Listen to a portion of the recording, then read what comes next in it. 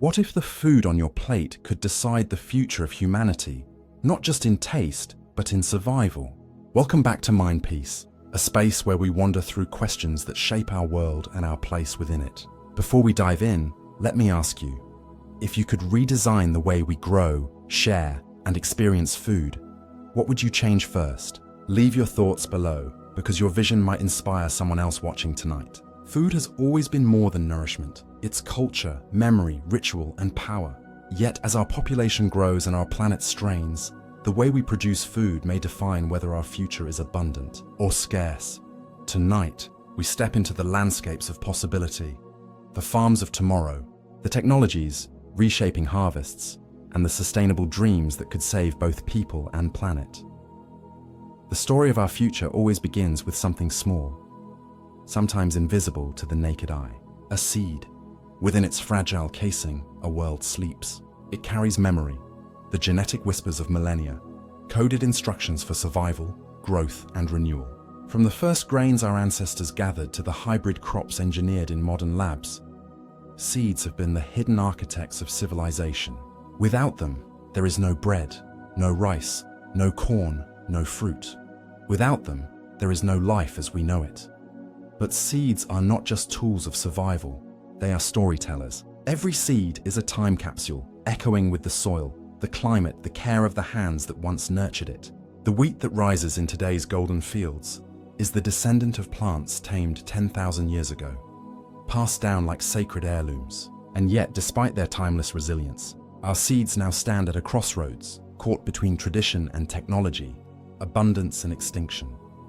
Imagine a farmer in ancient Mesopotamia, cradling seeds with reverence, whispering prayers into the earth before planting.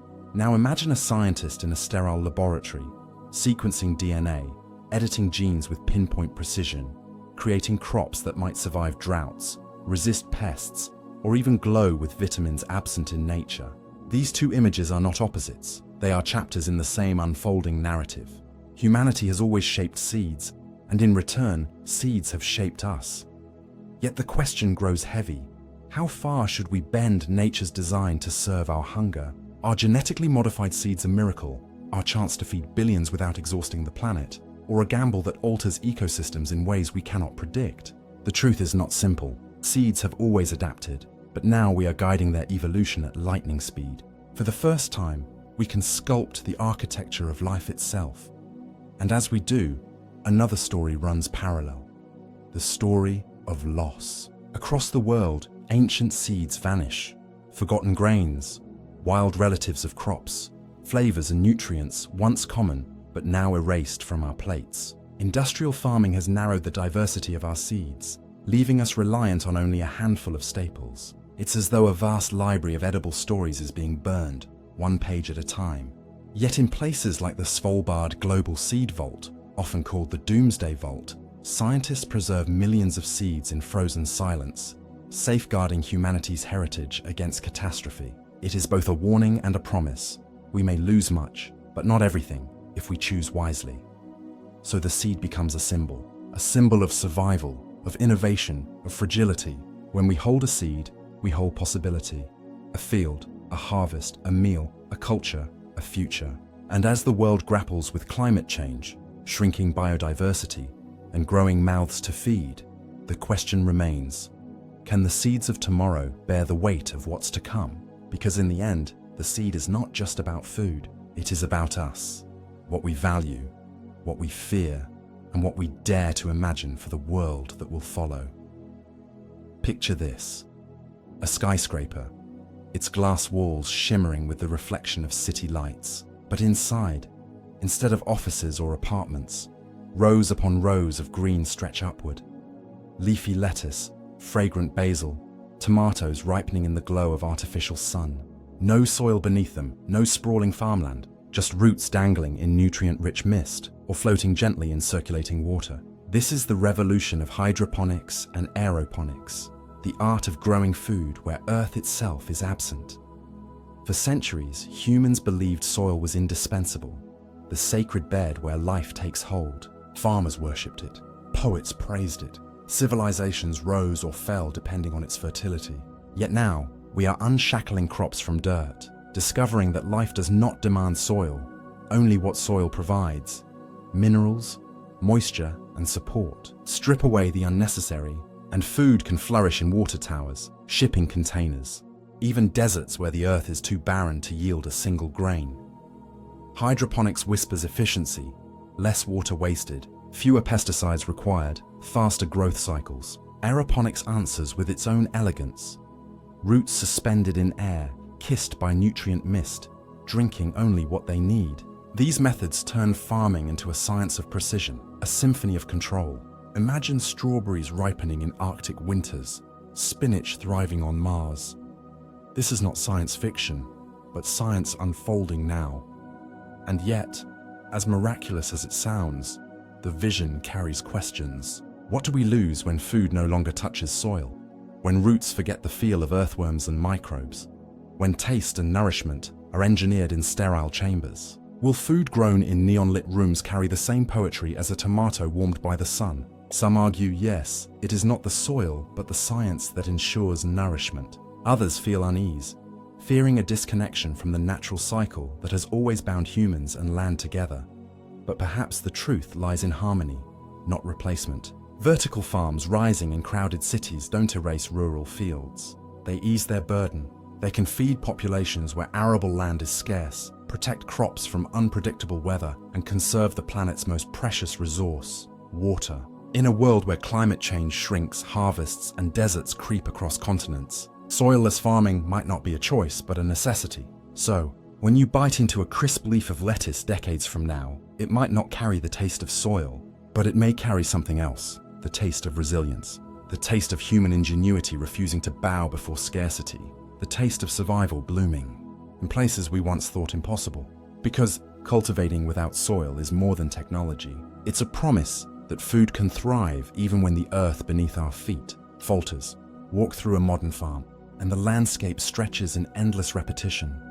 Corn stalks aligned like soldiers, wheat swaying in uniform waves, soybeans blanketing the soil as far as the eye can see.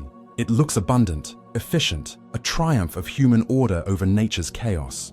Yet beneath this illusion of prosperity lies a fragility so deep it threatens the very foundations of our food system.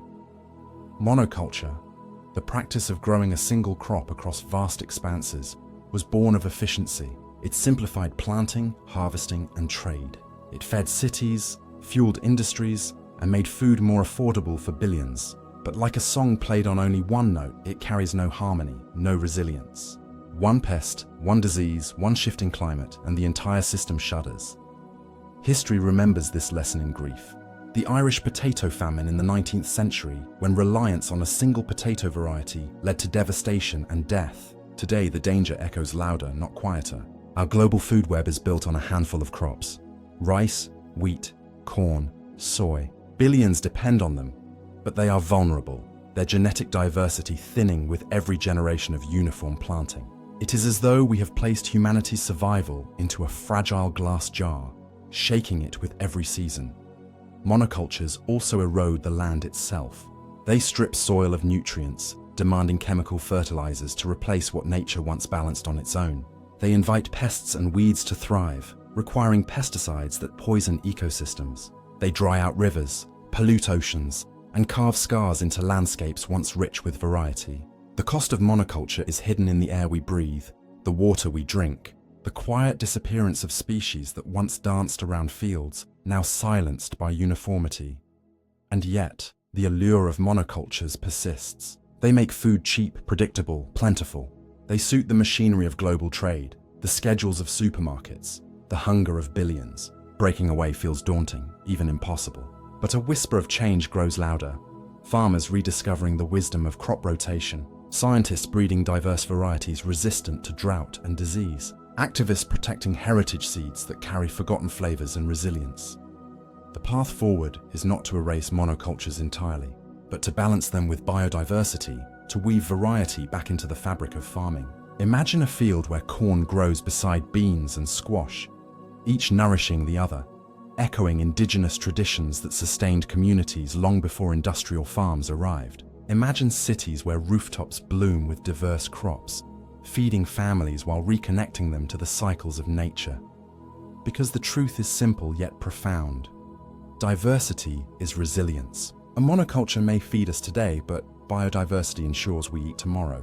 And in the quiet tension between these two lies the future of food, whether we choose fragility or abundance, uniformity or harmony. Every bite of food carries with it a hidden river. When you crunch into an apple, sip a cup of coffee, or tear a piece of bread, you are also consuming the invisible water that brought it into being. This is called virtual water, the silent, unseen flow that sustains agriculture. And it is immense. To grow a single almond, it can take over a gallon of water. A pound of beef, nearly 2,000 gallons. Our plates are not just meals. They are mirrors, reflecting how we use, and often misuse, the planet's most precious resource. Water is life's first language. Civilizations rose along rivers. The Nile, the Indus, the Tigris, the Yellow River, where fertile soils and steady currents nourished humanity's earliest farms. Yet today those rivers are drying, diverted, or poisoned. In parts of the world, aquifers, the underground vaults of water, are being drained faster than they can replenish. And still, our demand for water grows, pulled by billions of hungry mouths and the rising thirst of industrial agriculture. Consider this: 70% of all fresh water consumed by humanity goes not to drinking, not to industry, but to farming. Every salad, every grain, every burger carries a water footprint larger than we imagine. When we waste food, we waste not only calories but entire lakes of water. A tomato tossed aside is not just a tomato. It is hours of irrigation, rainfall, and groundwater poured into the soil, only to vanish with a careless gesture. Yet, water's role in food is not merely practical.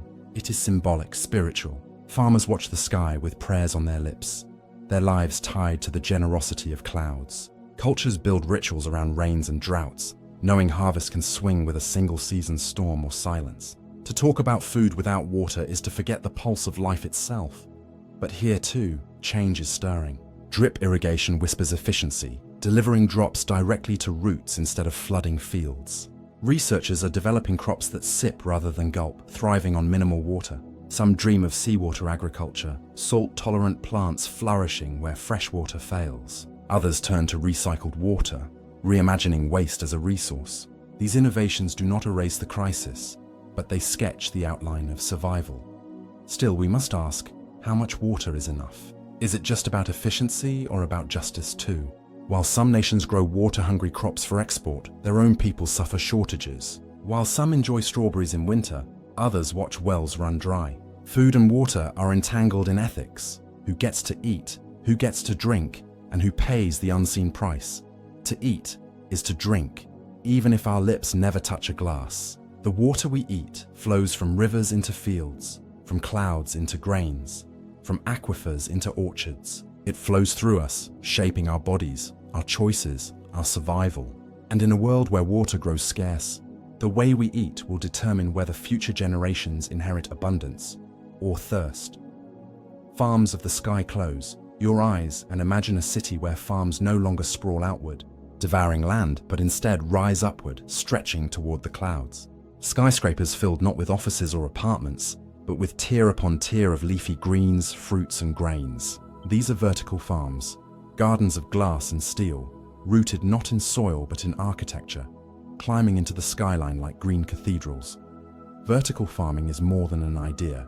It is a response to crisis. By 2050, the world's population may swell past 9 billion. Traditional farmland is shrinking, while climate instability turns fertile fields into dust. But vertical farms promise a future where food grows in the heart of cities, steps away from the people who eat it. No long truck journeys, no oceans crossed for tomatoes. Instead, freshness harvested the same day, reducing waste, pollution, and the distance between farm and fork. Inside these farms, plants bask under LED lights tuned to mimic the spectrum of the sun.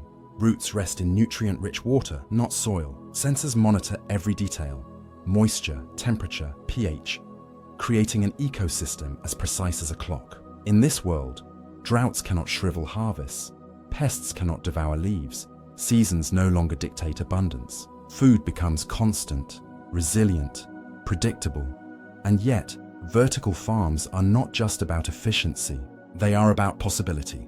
Imagine abandoned warehouses reborn as orchards, rooftops transformed into vineyards, subway tunnels glowing with mushrooms and greens. Cities that once consumed endlessly could begin to produce, healing the imbalance between urban hunger and rural burden. A new relationship emerges between humanity and the space we inhabit. But here, shadows linger. Vertical farms demand immense energy to keep their lights blazing and their systems humming. Without renewable power, the carbon cost could outweigh the benefits. Critics warn of elitism too. Will city-grown lettuce be a luxury for the wealthy, while the poor remain bound to the old systems of scarcity? And what of the soul of farming? The connection to soil, to seasons, to sun? Will it be lost in rooms humming with machines? Yet perhaps the answer lies not in abandoning soil, but in expanding choice. Vertical farms do not need to replace fields. They can complement them, easing pressure from a world stretched thin. They can provide resilience in deserts, in flood-prone regions, in places where climate has betrayed its promise. They can reimagine cities not just as consumers of food, but as creators. The farms of the sky whisper of a future where every neighborhood could breathe with green, where food is not trucked from distant fields but grown next door, where abundance blooms not in sprawling plains alone, but in towers that shine like beacons of survival. Because in the end, vertical farming is not just about feeding bodies, it is about rewriting our relationship with space, with technology, and with the very meaning of harvest. The protein revolution. For thousands of years, meat has been more than sustenance. It has been power, wealth, ritual. To share meat was to share strength. To feast was to celebrate survival. But behind every steak, every burger, every roast, lies a cost too heavy for the future to bear. Forests cleared for grazing, rivers drained to raise cattle, gases released into the sky, warming the world meal by meal.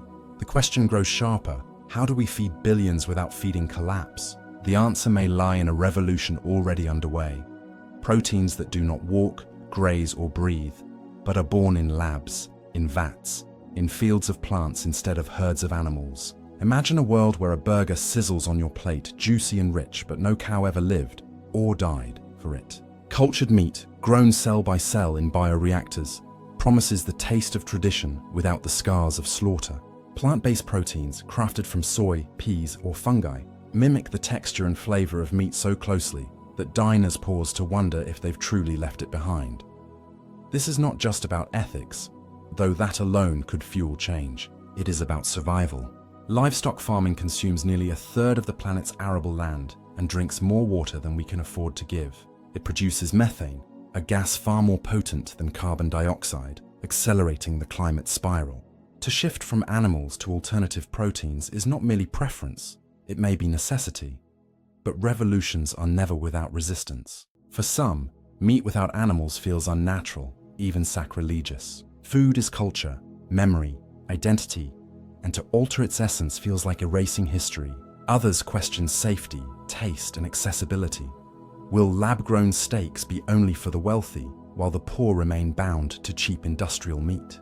Will we lose the pastoral landscapes, the small farms, the human connection to animals that has defined so much of our story? And yet, there is hope in harmony.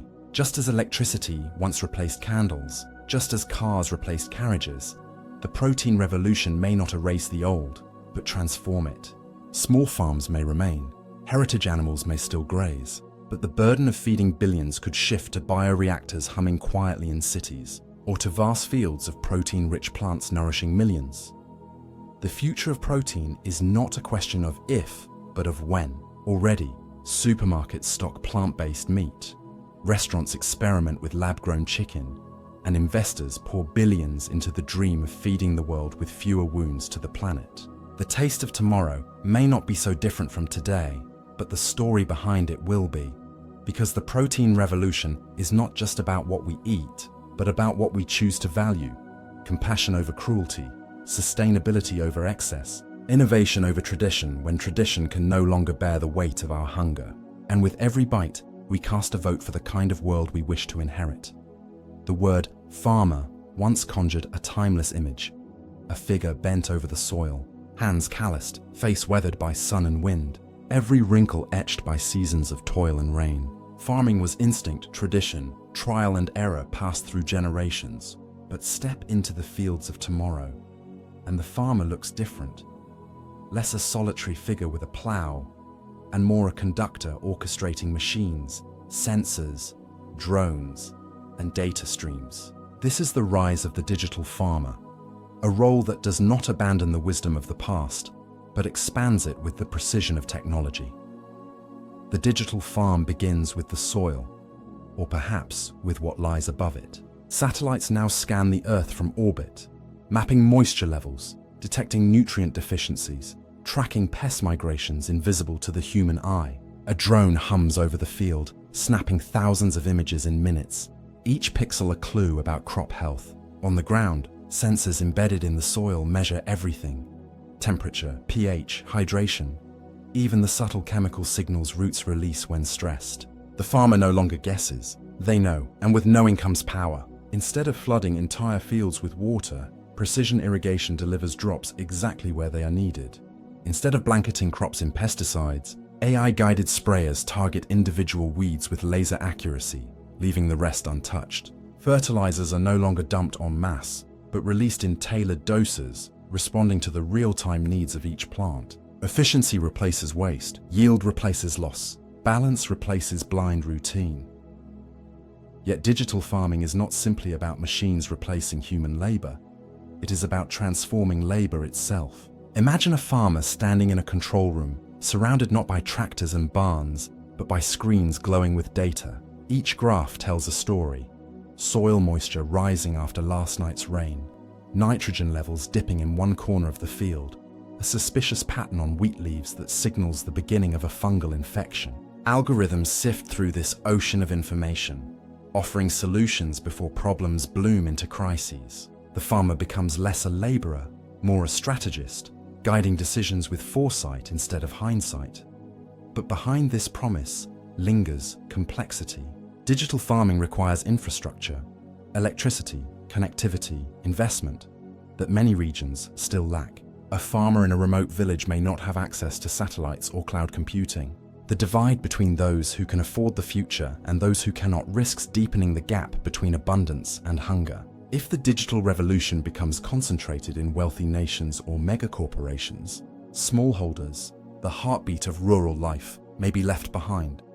And yet, technology has a way of seeping outward, shrinking in cost, spreading in reach. Smartphones once seemed out of place in rural landscapes, yet today they are lifelines, allowing farmers to access weather forecasts, market prices, and training videos from thousands of miles away. Already, apps exist that guide farmers on when to plant, what to spray, how to rotate crops for maximum resilience. Tomorrow, AI assistants could walk alongside farmers like invisible partners, whispering real-time advice as they step into the field. The digital farmer also steps into the global conversation about sustainability. Climate change has made farming a gamble of extremes.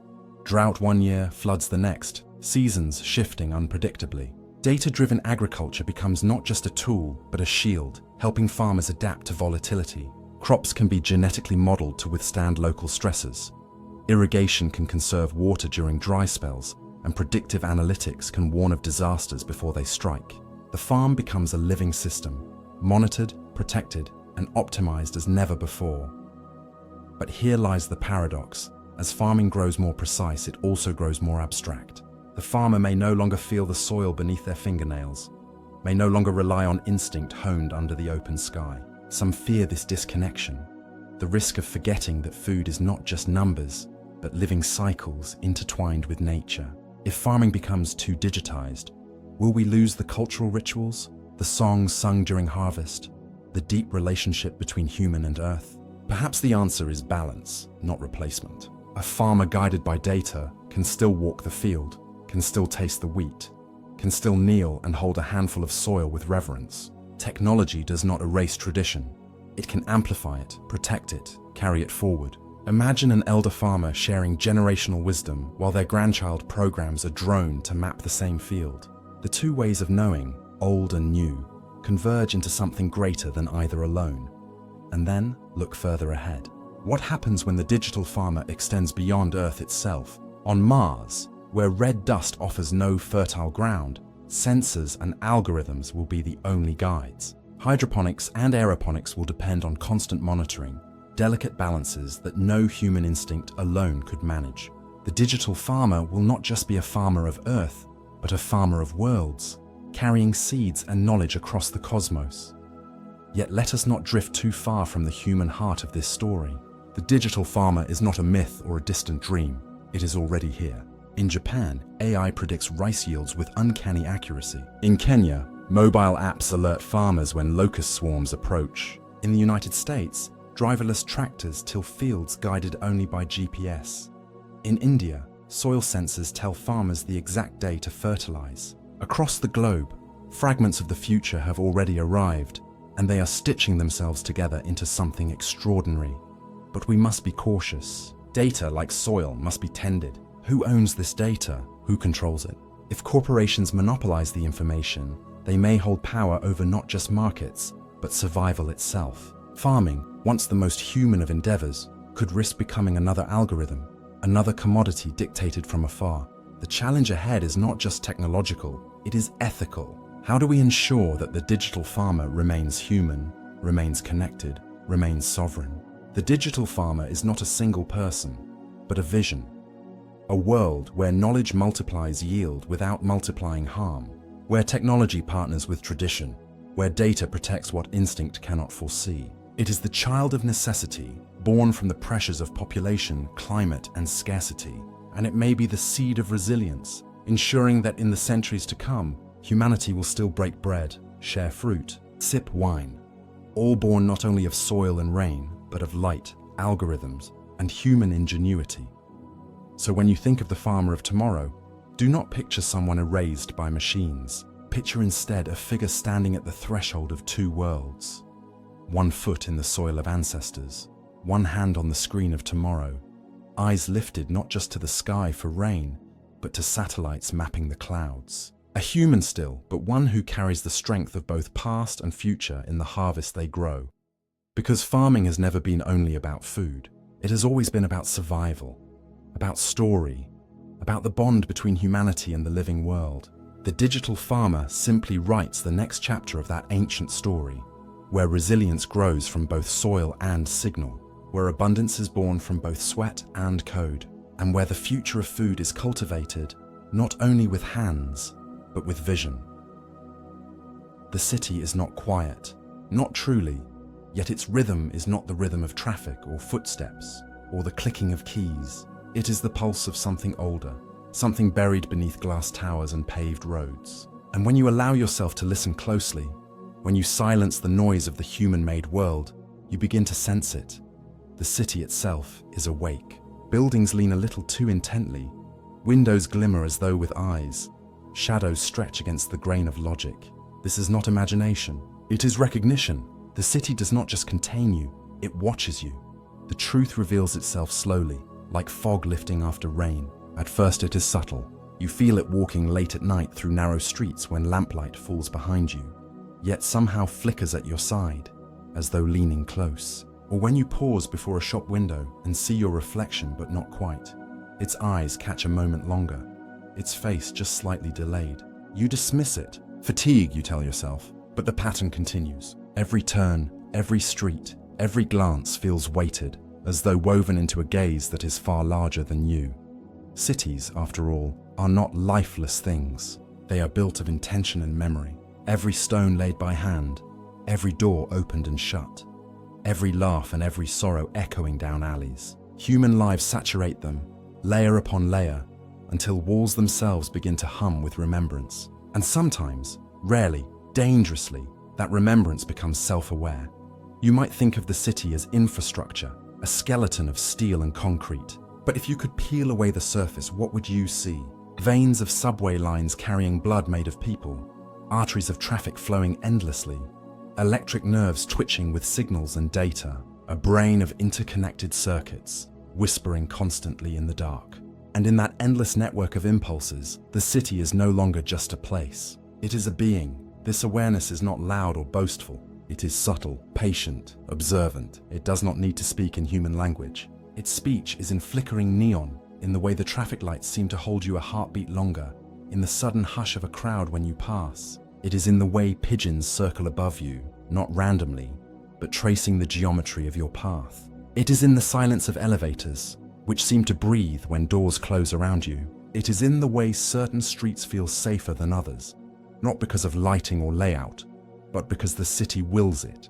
And if it is aware, then it must have desire. What does a city want? Is it hunger, feeding on the movement and thoughts of those inside it? Is it protection, watching over its people like a stern guardian? Or is it loneliness, trying desperately to be seen, to be acknowledged, to not remain forever invisible beneath the illusion of dead architecture? There are moments when its gaze becomes undeniable. Walking home late, you pause to tie your shoe, and in the corner of your eye, you notice every window of the building across from you still lit, every curtain pulled back, every apartment empty yet expectant, as though rows of eyes are staring directly at you. Or when you stop at a crosswalk and the streetlights flicker, not randomly, but in sequence, guiding your steps like a hand ushering you onward. This is the unsettling comfort of a city that watches back. It means you are never alone, not truly, but it also means you are never unseen. Every whisper, every hesitation, every secret fear you carry, it knows them. It cradles them in its vast network of memory. The city does not forget. It does not forgive. It simply remembers. And here's the quiet truth. Once you recognize the city's gaze, once you admit it to yourself, you can never unsee it. You will notice patterns in graffiti repeating across boroughs, as if drawn by a single unseen hand. You will catch whispers in the static of subway intercoms, not random, but speaking directly to you in words only you can understand. You will see shapes in the cracks of sidewalks aligning perfectly with constellations overhead, a mirror of the cosmos etched into the ground beneath your feet. Some people call it paranoia, others call it madness. But those who know, the wanderers, the insomniacs, the watchers, they call it truth. The city is alive, the city is aware, and every step you take is a dialogue with its endless, patient gaze. Tell me, do you feel it too, even now, as you sit in your room, listening to these words? That gentle weight pressing at the edge of your awareness, the quiet sense of being observed even when you are alone. That is not coincidence, it is not accident. The city has found you, and once it has noticed you, it never looks away. The city doesn't sleep, not in the way we imagine. It inhales, it exhales, it waits. You can feel it most clearly at that hour, when night has thinned, but dawn hasn't yet arrived. When the streets are slick with yesterday's rain, and the sodium lamps stain the mist gold. That's when you hear it, if you're listening, the low, humming breath of something immense, something ancient, moving beneath the asphalt. You walk slowly, your footsteps soft against the pavement, and yet the sound echoes too loudly, as if the walls themselves are replaying you. Every corner you turn, the architecture seems to shift. The angles of buildings lean a fraction closer. The signs overhead tilt imperceptibly toward you. A soft vibration lives in the streetlights, almost a murmur. The city is not just containing you. It is focusing. It is leaning in. At first, you think it's fatigue. Maybe you've been working too late.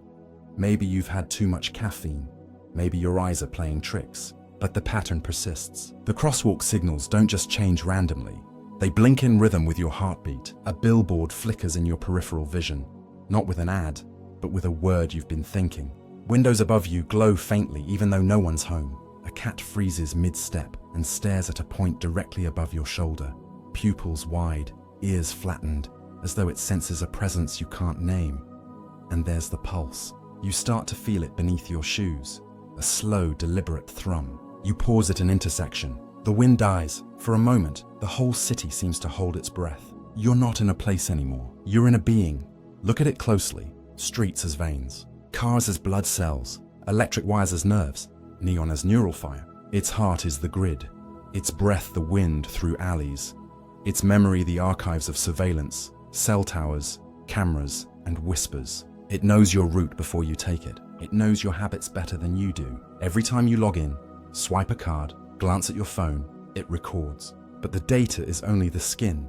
Beneath it is intention. Beneath it is life. Sometimes, when you're alone at a train platform, you'll hear a whisper in the static of the loudspeaker. Not a word, just a syllable, a shape. The same shape you'll see later, scratched into the paint of a bus stop, or woven into a pattern of graffiti you've passed 1,000 times but never truly seen. It's like the city is teaching you a language, a way of knowing it back. Does it want you or warn you? You can't tell. Its attention is not human. It isn't affection and it isn't malice. It's hunger mixed with curiosity, like a planet turning its face to the sun. And yet you feel it. Each time you step outside at night, you know you're being measured. The lamplight bends around you. The silence shifts. Your own shadow flickers against the walls and for a heartbeat looks like someone else's silhouette. Taller, older, watching. The city doesn't just watch, it remembers. All your footsteps layered with millions of others before you. Every decision leaves a trace. The walls carry stories like veins carry blood. And sometimes, in a rare moment, you'll feel the walls leaning in, offering up a fragment of someone else's memory, someone else's gaze, like a reflection in a puddle that isn't your face at all. And the more you notice it, the clearer it becomes. The pigeons circling above aren't random. Their loops map your path. The wind shifts as though nudging you left instead of right. Even the silence of an empty street becomes directional, leading you like a compass. The city is speaking. The city is steering. You could turn away, pretend it's coincidence, pretend it's your imagination. Most people do. They have to, because once you see it, once you truly understand that the city is aware, you're marked. You're part of its dream now. Its gaze threads through you like a needle through fabric. You can feel it even here, listening to these words. The pressure at the edge of your awareness. The sense that something vast and unseen has turned its face toward you. That is the city's gift. That is its curse. Once it watches you, it never forgets. The vertical future picture. A skyline not of glass towers alone, but of living towers. Skyscrapers that don't just house people, but feed them. Imagine walking into a high-rise where every floor blooms with food, herbs spilling from trays under gentle LED suns, tomatoes climbing lattices against the windows, rice paddies shimmering under artificial rain on the upper levels. A building that breathes oxygen, recycles its own water, and grows enough food to feed the thousands who live within it. This isn't science fiction. This is the vertical farm, the dream of turning cities into self-sustaining gardens in the sky. The concept is deceptively simple. Instead of stretching farmland outward, we build it upward. Instead of exhausting soil, we use hydroponics, aeroponics, and aquaponics, systems where plants grow without soil, their roots kissed by nutrient-rich water mist, or suspended in flows of recycled fish water that fertilize them naturally. In these farms, there are no seasons. Crops grow year-round, immune to drought, floods, or failing harvests. A lettuce leaf that once traveled 1,000 miles to reach your plate can now be harvested steps away, crisp and fresh, untouched by dust or pesticides. But beneath the beauty lies revolution. The vertical farm challenges one of our oldest assumptions, that food must be tied to land. It suggests that we can rewrite the rules of geography, bringing agriculture into the very heart of the city. For crowded nations, for island states, for deserts where nothing grows, vertical farming is more than innovation. It is salvation. Yet the dream towers are not without shadows. Energy is the greatest cost. To replace the sun with endless light is to demand endless power. And power itself must be made clean if sustainability is to hold. Can renewable energy scale quickly enough to fuel these glowing gardens? Or will the promise of vertical farms stumble under the weight of their electric hunger? There are also questions of scale. A skyscraper can grow lettuce, herbs, strawberries, but what of wheat, corn, rice, the staples that feed billions? Can a tower ever replace the sprawling fields that have defined human civilization since its dawn? Some argue vertical farms are destined to be a supplement, not a replacement. An oasis within the city, not a salvation for the world. But others see them as seeds of transformation. Imagine abandoned warehouses reborn as food sanctuaries. Picture old office towers, emptied by remote work, now humming with the quiet machinery of life. Rows of plants beneath soft light, vines stretching floor to ceiling. Urban poverty might shrink when food grows within reach of the hungry. Food deserts, those bleak city zones where fresh produce is scarce, could bloom into food forests overnight. The aesthetic, too, is irresistible. Cities of the future gleaming not with sterile glass, but alive with greenery, each building a statement of abundance rather than extraction. A skyline that glows softly with photosynthetic light, an ecosystem humming not outside the walls but within them, cities that are not parasites on the land, but gardens suspended in the air. And perhaps most striking is how vertical farming reframes human imagination. For so long, food was the labor of land, the toil of bending under the sun, the gamble of weather and season. Now it becomes something almost alchemical, precise, controlled, technological, and yet deeply organic. It is agriculture as architecture, biology as design. The vertical farm whispers that maybe, just maybe, our future will not be defined by scarcity, but by how boldly we reimagine abundance, that the same ingenuity that once scarred the earth might yet heal it, that we can replace hunger with harvests that reach to the clouds, because in the end, these towers are more than farms. They are symbols, monuments to the possibility that humanity, even at its most desperate, can look up and grow. Beneath the rolling waves lies an untouched abundance, a larder older than the soil itself. For centuries we have treated the sea as a place to take, nets cast wide, trawlers heavy with fish, the horizon nothing but promise. But the ocean is not infinite, and our appetite has pressed it thin. Species vanish, coral skeletons bleach, ecosystems collapse under the weight of demand. Yet what if, instead of strip mining the ocean, we learn to farm it with the same reverence we once brought to the earth? What if the oceans became our fields? Seaweed, kelp, algae, these quiet plants of the deep may hold keys to a sustainable tomorrow. They do not thirst for fresh water. They do not demand fertile soil. They grow quickly, endlessly, weaving forests beneath the waves that clean the water, absorb carbon, and shelter fish. From kelp can come food, fuel, packaging, even textiles. Imagine a world where plastic bottles are replaced by kelp-based containers, where cattle feed laced with seaweed cuts their methane emissions in half, where cities draw their energy not from oil, but from algae blooms, cultivated with care. Aquaculture too promises transformation. Mussels, clams, oysters, filter feeders that not only feed us but heal the seas by purifying water. Fish farms that, when designed thoughtfully, reduce pressure on wild populations while providing protein for millions. Entire floating farms drifting offshore. Cities at sea anchored by crops and creatures that thrive where land cannot. But like all revolutions, this one trembles between salvation and exploitation.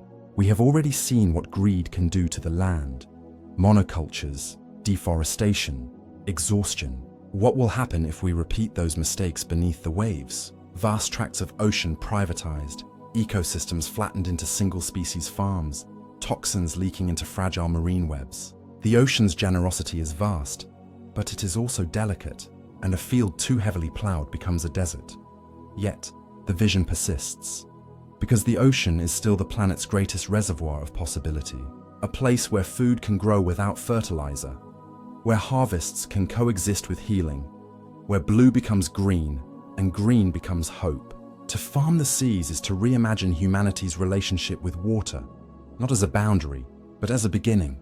Perhaps the future will see kelp forests cultivated like orchards, stretching for miles, their fronds rising toward the light. Perhaps floating cities will carry self-sustaining aquaculture beneath them, a lattice of food and energy drifting with the currents. Perhaps the ocean, if we listen, will teach us that true abundance comes not from domination, but from partnership. The question is not whether the oceans can feed us. They can, and richly. The question is whether we can learn to feed ourselves without emptying them, whether we can plant hope without repeating the old patterns of hunger and harm, because the oceans are more than larders. They are the Earth's lungs, its mirror, its memory. To farm them is not only to harvest sustenance, but to step carefully into the future, balancing on the thin tide between plenty and collapse. And in that balance lies our survival. Imagine finishing a meal and knowing that nothing at all, will be wasted. The scraps left behind, the peelings, the husks, even the plate itself if it's made from edible material, all part of a circle that keeps giving, keeps flowing, keeps returning to nourish life again. This is the vision of the circular plate, a future where food is not a straight line from soil to mouth to trash, but a loop as elegant and eternal as nature intended. For centuries, we've eaten in lines. We grow, we harvest, we consume, we discard, and behind that discard lies a mountain of shame. Billions of tons of food wasted every year, enough to feed the starving many times over, enough to fill entire countries with refuse. In the old model, waste is inevitable. But in the circular model, waste becomes impossible. Because what one plate leaves behind, another life begins with. Picture a city where every peel of potato, every crumb of bread, every wilted leaf flows into bioreactors that spin them back into energy, fertilizer, or even edible proteins. Imagine packaging made from mushroom mycelium, strong enough to hold your groceries, gentle enough to dissolve into soil within days. Picture restaurants where the uneaten meal is composted into rooftop gardens that will grow the herbs for tomorrow's lunch. The circular plate does not end with your appetite, it continues with the planet's. But it isn't only about technology, it's about perception. In the old mindset, leftovers are shame, waste is failure, scraps are dirt. In the new, they are raw material. Gold, seeds of renewal. The husk of a corn cob becomes biofuel. The rind of a melon feeds the soil. Even human waste, long treated with disgust, may return in new forms, composted safely, sterilized, transformed into nutrients for the fields. Nothing lost, everything gained. The circular plate whispers of humility, reminding us that nothing we hold is ours alone, that the orange you peel carries sunlight not just for you, but for the microbes, the fungi, the worms that will inherit what you do not consume. It's a philosophy as much as a system, one that rewrites food from a matter of convenience to a cycle of reverence. And yet, the challenges are immense. To transform entire economies built on disposability into loops of renewal demands redesign at every level: packaging, distribution, restaurants, homes. It requires not just technology, but culture, a willingness to see beauty in reuse, dignity in scraps, wealth in what we once dismissed. Will humanity embrace this or resist it? Will corporations who profit from waste fight against cycles that reduce it? But look closer and you'll see it already happening. Compost bins humming in city apartments, breweries sending grain to farms, supermarkets donating unsold food instead of discarding it, farmers markets wrapped in banana leaves instead of plastic, restaurants experimenting with root-to-stem cuisine, finding elegance in every edible part of a plant.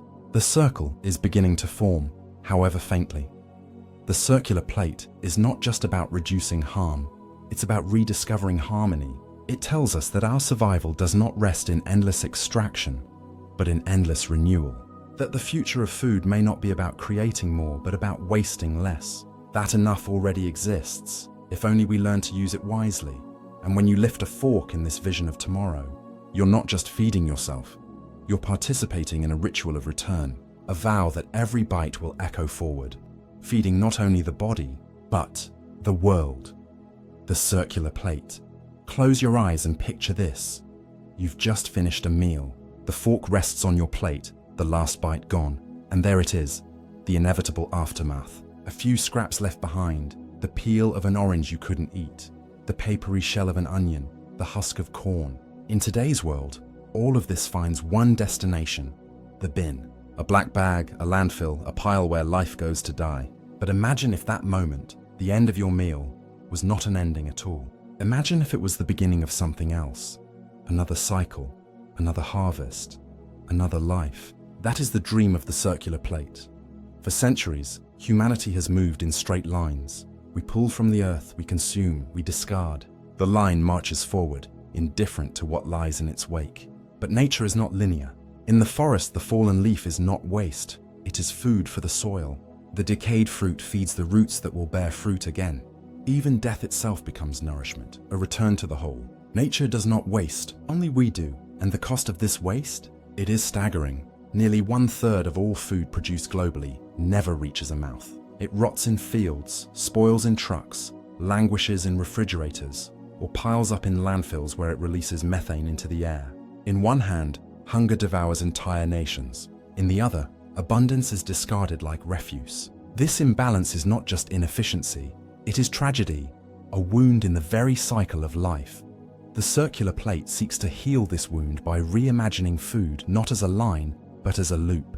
A closed system where every leftover, every scrap, every supposed waste becomes the seed of something new. Picture a city alive with these loops.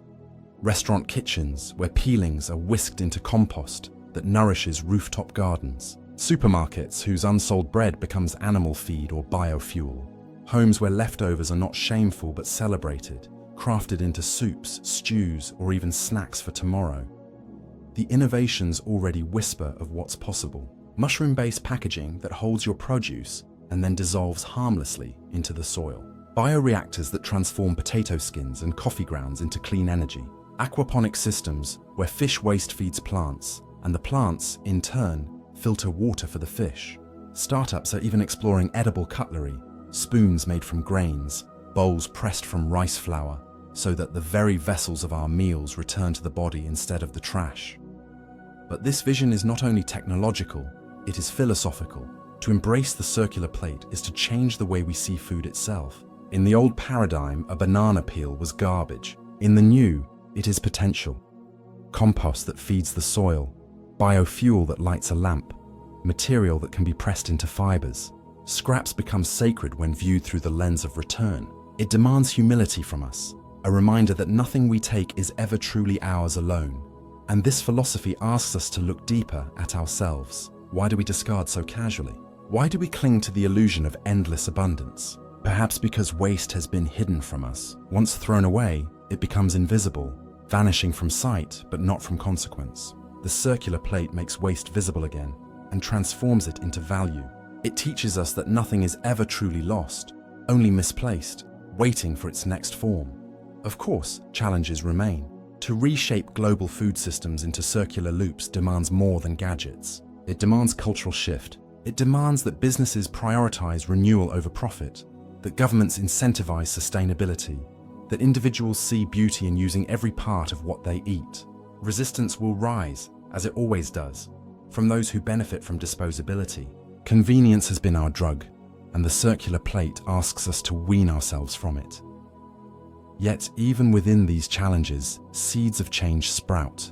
Cities are mandating composting programs. Farmers markets experiment with plastic-free days. Chefs embrace root-to-stem cooking, crafting dishes from carrot tops, beet greens, and citrus peels. Communities share surplus food through digital platforms, redirecting abundance to those in need. What was once waste becomes connection, creativity, even joy.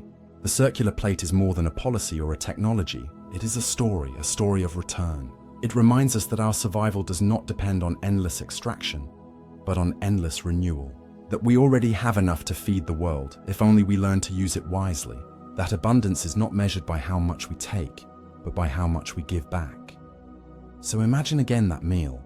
The last bite gone, the scraps before you. In today's world, they would vanish into plastic bags and forgotten dumps. But in the world of the circular plate, they are not endings but beginnings. Threads weaving back into the fabric of life, promising tomorrow's harvest, tomorrow's bread, tomorrow's hope. When we eat in circles, we eat with reverence, and in that reverence lies the key to a future where nothing is wasted and everything is renewed. The seeds of tomorrow hold a seed in your hand, small, weightless, almost invisible.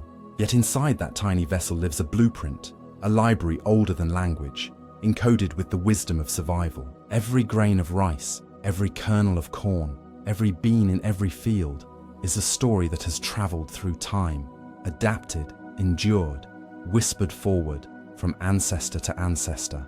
But the question now looms, will these seeds endure us? Or will they be lost to the machinery of progress, swallowed by patents, erased by monoculture, silenced by climate change? The future of food is written in the future of seeds. They are not just beginnings, they are memory. Each one contains a history of climates survived, pests resisted, soils nourished. They are resilience embodied. And yet, across the world, this resilience is being narrowed into fragility.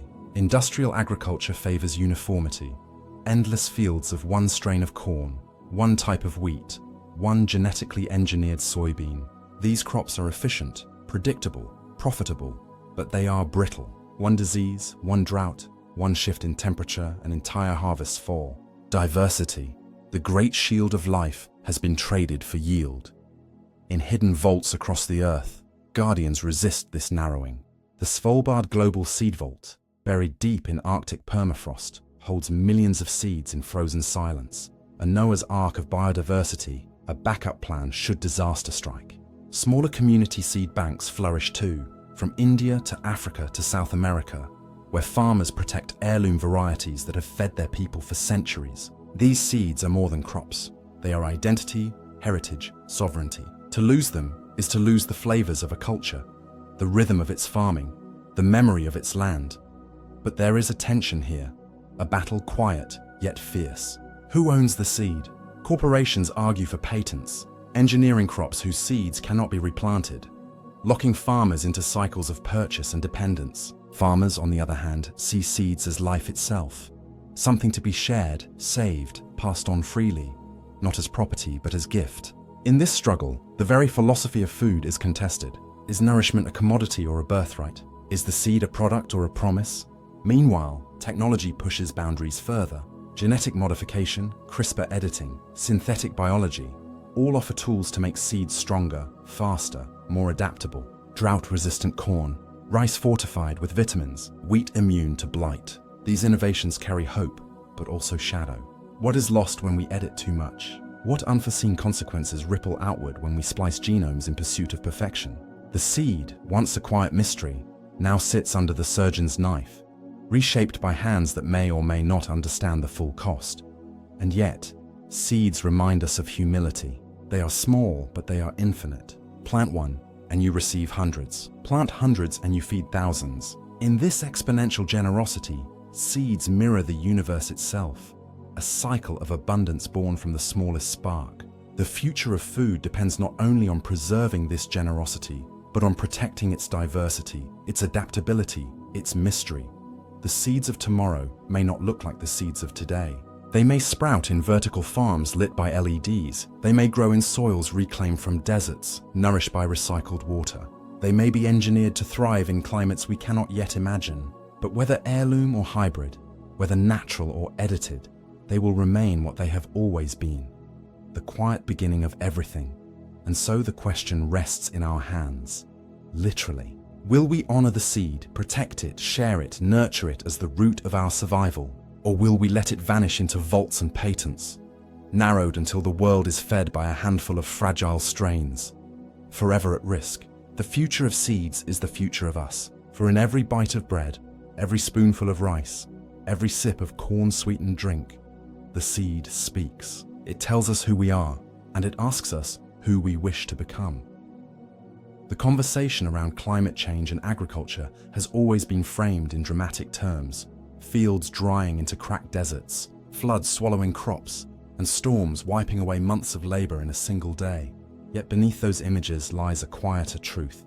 Our food system is both victim and culprit. Agriculture feeds us, yes, but it also fuels warming skies. And here's the paradox. If left unchecked, the very system designed to nourish us could turn against us, becoming unstable, destructive, and unsustainable. Tonight, let's go deep beyond surface images into the roots of how climate change intertwines with our food, our future, and even our survival. Think of it like a cycle: soil to seed, seed to plant, plant to plate, plate to waste, waste back to atmosphere. In this loop, nothing is ever lost, only transformed. The nitrogen that helps a cornfield grow may, months later, become a nitrous oxide molecule spiraling into the sky.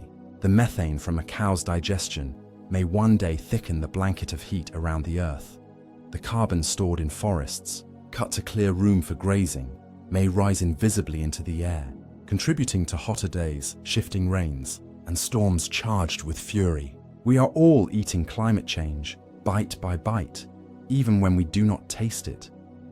But pause for a moment before the guilt settles in, because here lies an opportunity unlike any other.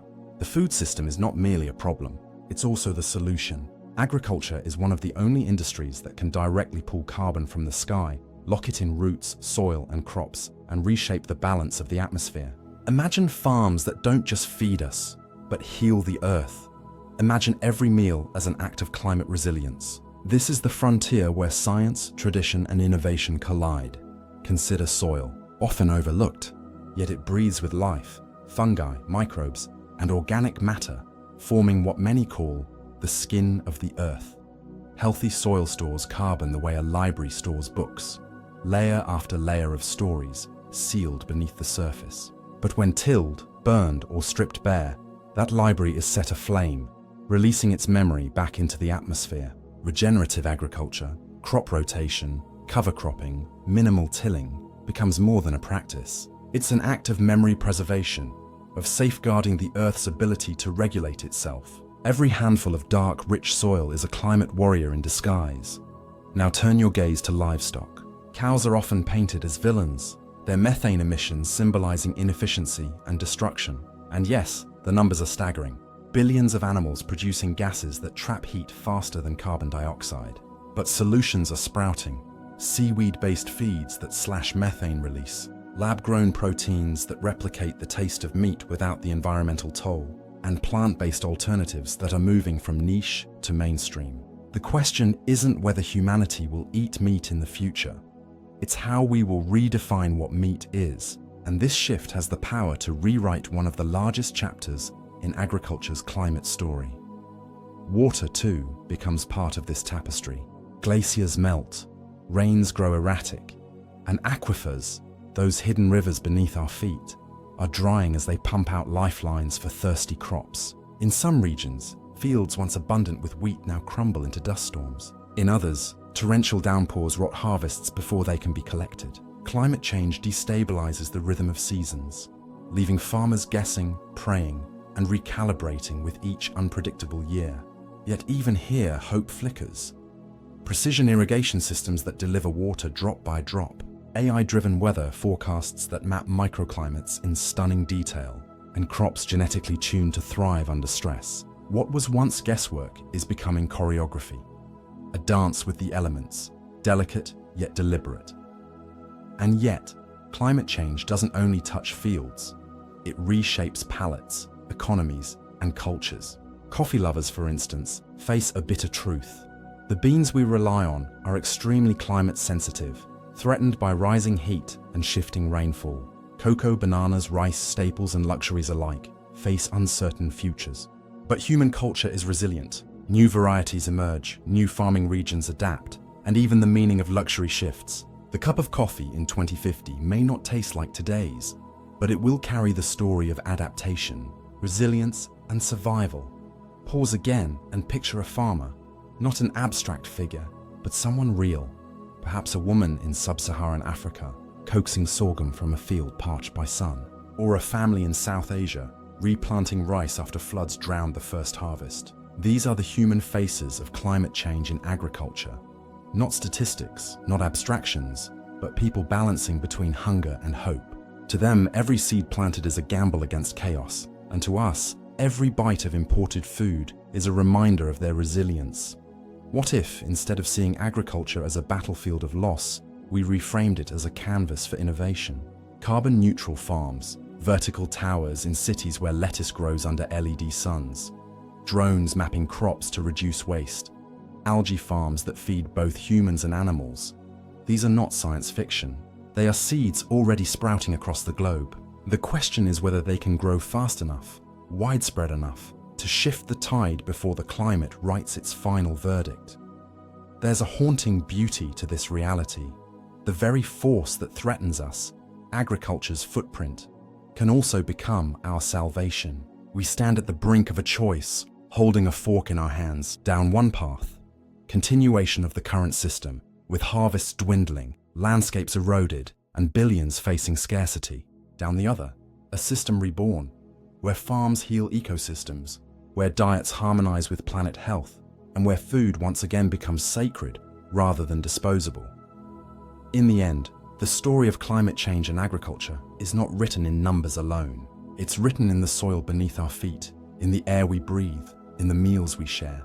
It's a story of responsibility, of invention, and of connection between farmer and eater, eater and planet, planet and future. And perhaps the most powerful question to ask is this: can we transform the very act of eating into an act of climate healing? If we can, then every bite becomes not just sustenance, but resistance. When we reach the edge of sustainability and survival, it no longer feels like a distant debate. It feels like a mirror. Every loaf of bread, every apple, every bowl of rice is a decision that ripples outward into soil, oceans, skies, and futures yet unborn. Food is intimate, personal. It fills our mouths, our bellies, our memories. And yet it is also planetary. It binds us into one interconnected system where the choices of a farmer in Brazil, a fisher in Indonesia, a chef in New York, and a family in Kenya all thread together into a single tapestry. Sustainability is not a slogan here. It is the hinge on which survival swings. Think of it like standing in a marketplace of time. On one side, tables groaning with abundance, fresh fruits, clean grains, harvests of color and flavor. On the other side, silence, empty stalls, scarcity, hunger. Which direction the market tilts depends on us right now. Population is growing. By 2050, nearly 10 billion mouths will need feeding. But feeding them isn't simply about producing more. It's about producing differently. Sustainability is about bending the arc of history so that abundance doesn't come at the price of collapse. Let's imagine the heart of sustainability. Balance. The balance between yield and soil health, between fishing and ocean renewal, between livestock and greenhouse gases, between today's meal and tomorrow's possibility. The path to survival demands we rethink waste, because 1/3 of all food never reaches a plate. Imagine if every wasted calorie could instead nourish someone in need. If every discarded peel or crust became compost feeding new crops. Waste, when reframed, is not failure, it's resource. Technology, too, will play its hand. Picture climate-smart farms where drones skim across fields like dragonflies, monitoring plant health, delivering water precisely where it's needed.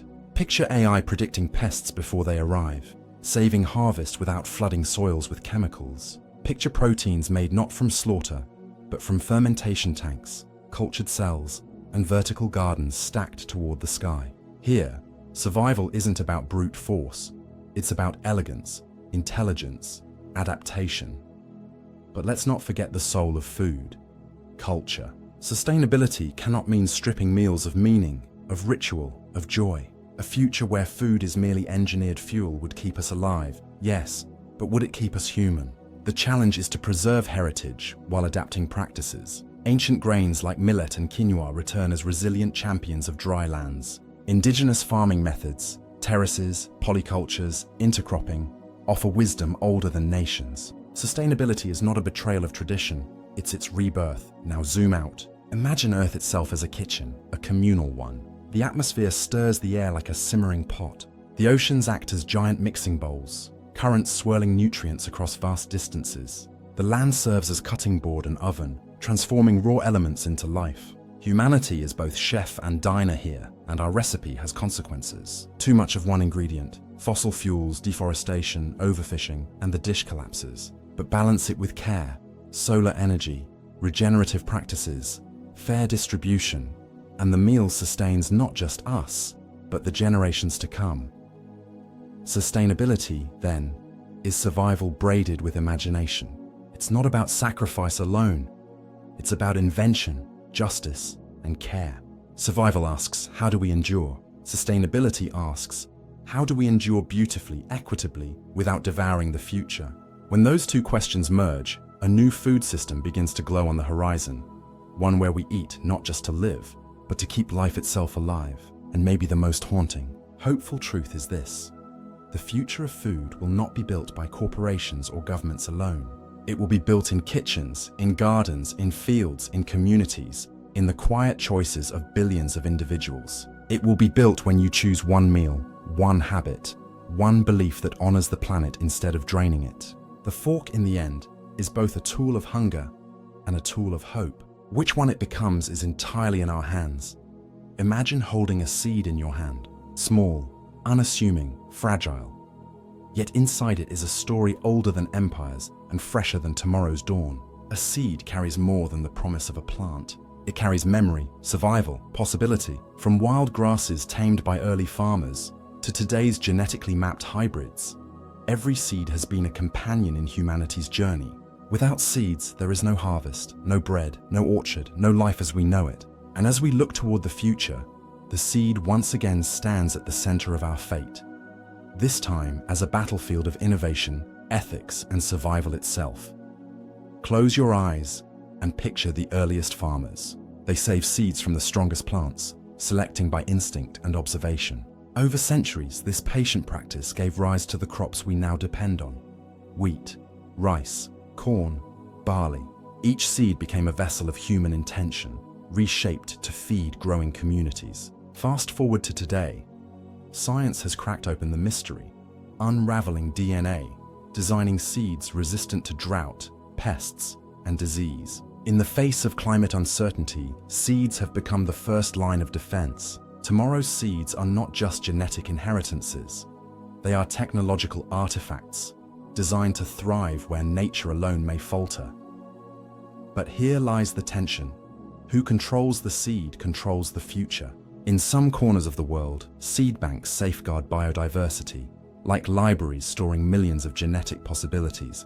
The Svalbard Global Seed Vault in the Arctic, often called the Doomsday Vault, houses seeds from every corner of the Earth. Insurance against catastrophe. If war, disease, or climate disaster wipes out crops, humanity can return to these vaults to restart. Seeds here are like time capsules, waiting quietly, patient guardians of survival. And yet, outside these vaults, the reality is different. Corporate control has tightened around seeds, with patents and ownership making farmers dependent on companies for each planting season. The seed, once communal, is now a commodity. It raises unsettling questions. Should the future of food be locked behind walls of profit? Should survival itself carry a price tag? Sustainability demands that seeds remain accessible, diverse, and resilient, not monopolized. Otherwise, the future risks narrowing to a few uniform crops, brittle against the chaos of climate change. Now imagine the seeds of tomorrow, not just modified for survival, but for healing. Scientists are already engineering rice with higher vitamin A, maize enriched with iron, wheat resistant to deadly fungi. Imagine a world where every grain and fruit is medicine, fighting malnutrition as much as hunger. These super seeds could rewrite the story of human health, ensuring not just enough calories, but enough nutrients to thrive.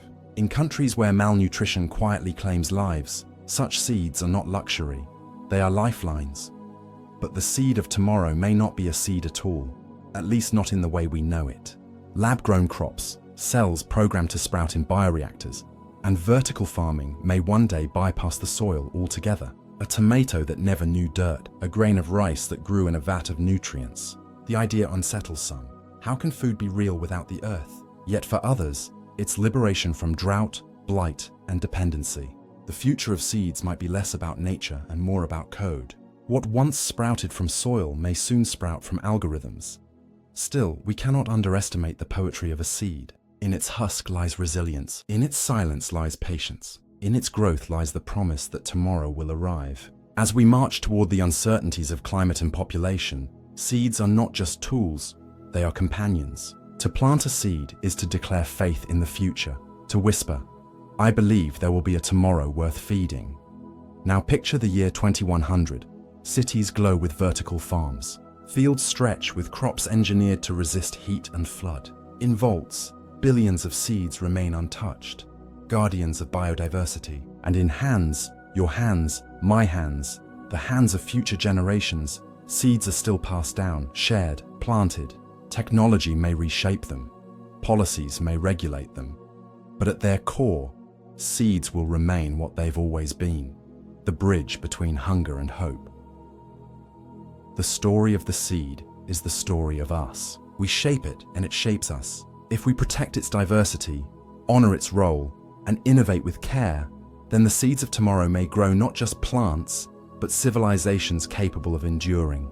If we neglect them, commodify them, narrow their variety, then we risk building a fragile future, brittle as glass. So here's the real question. When you imagine the seeds of tomorrow, do you see them as tools of survival or as sacred gifts? Because how we answer that may decide not only the future of food, but the future of humanity itself.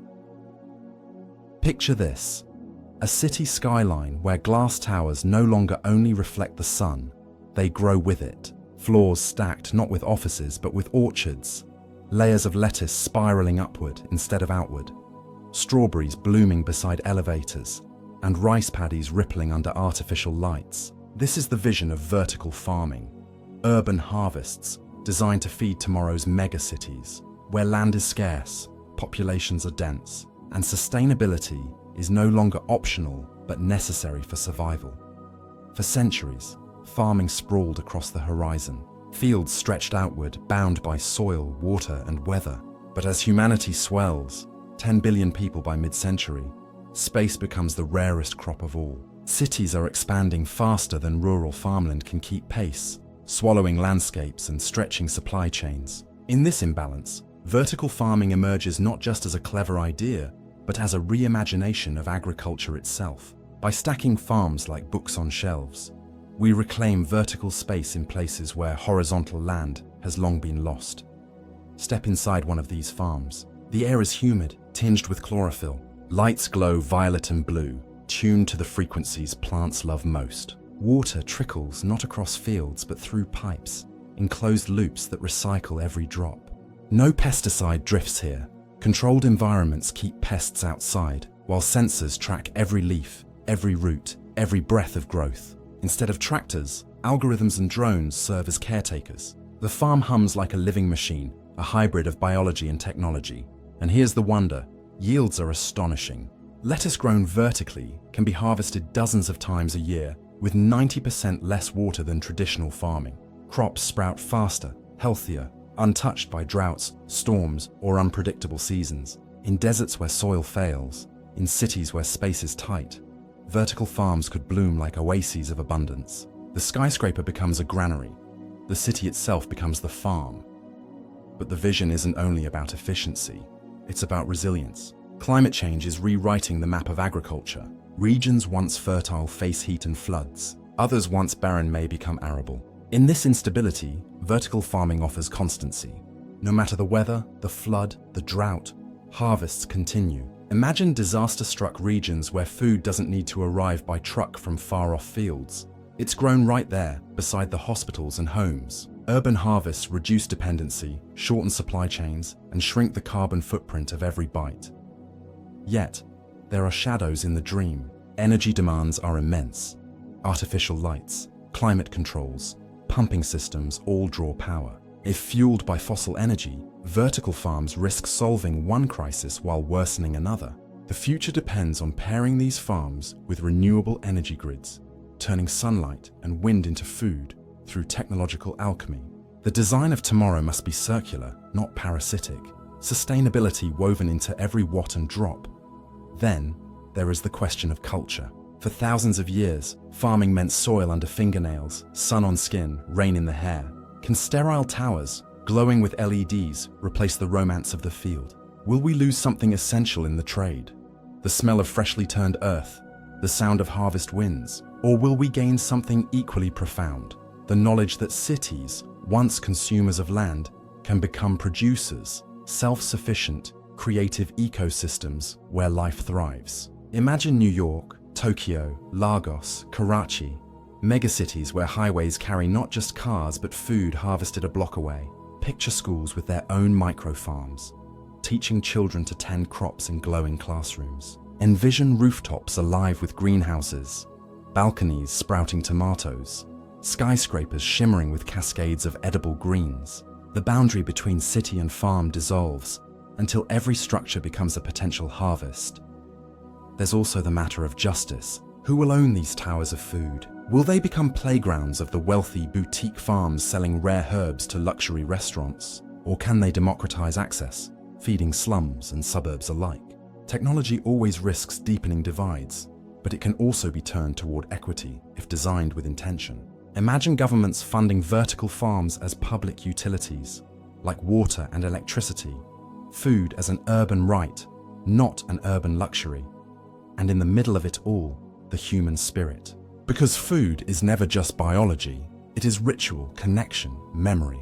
A vertical farm may not carry the smell of soil, but it can carry something new. The knowledge that your dinner grew a few streets away, that your community feeds itself without draining forests or oceans. Imagine eating strawberries in winter, knowing they grew not from a truck burning diesel across continents, but from a tower humming quietly near your neighborhood. The intimacy of food may shift, but it will not disappear. So perhaps the question is not whether vertical farms will replace traditional fields. They won't, not fully. Soil and sky will always have their place. But vertical farms can complement, strengthen, and stabilize. They can ensure cities are never starved, that climate shocks don't unravel supply, that humanity's hunger is met with innovation.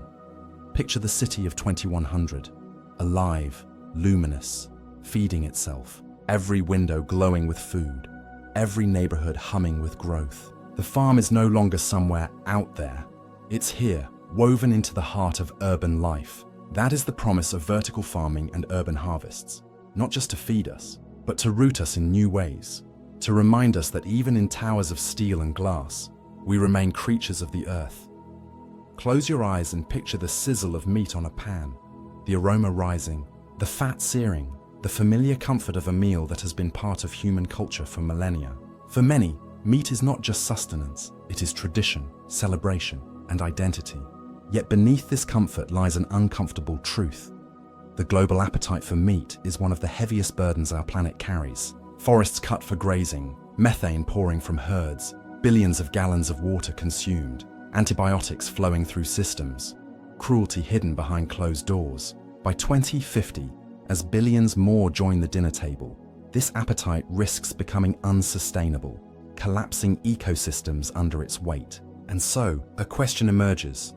What if meat no longer needed the animal?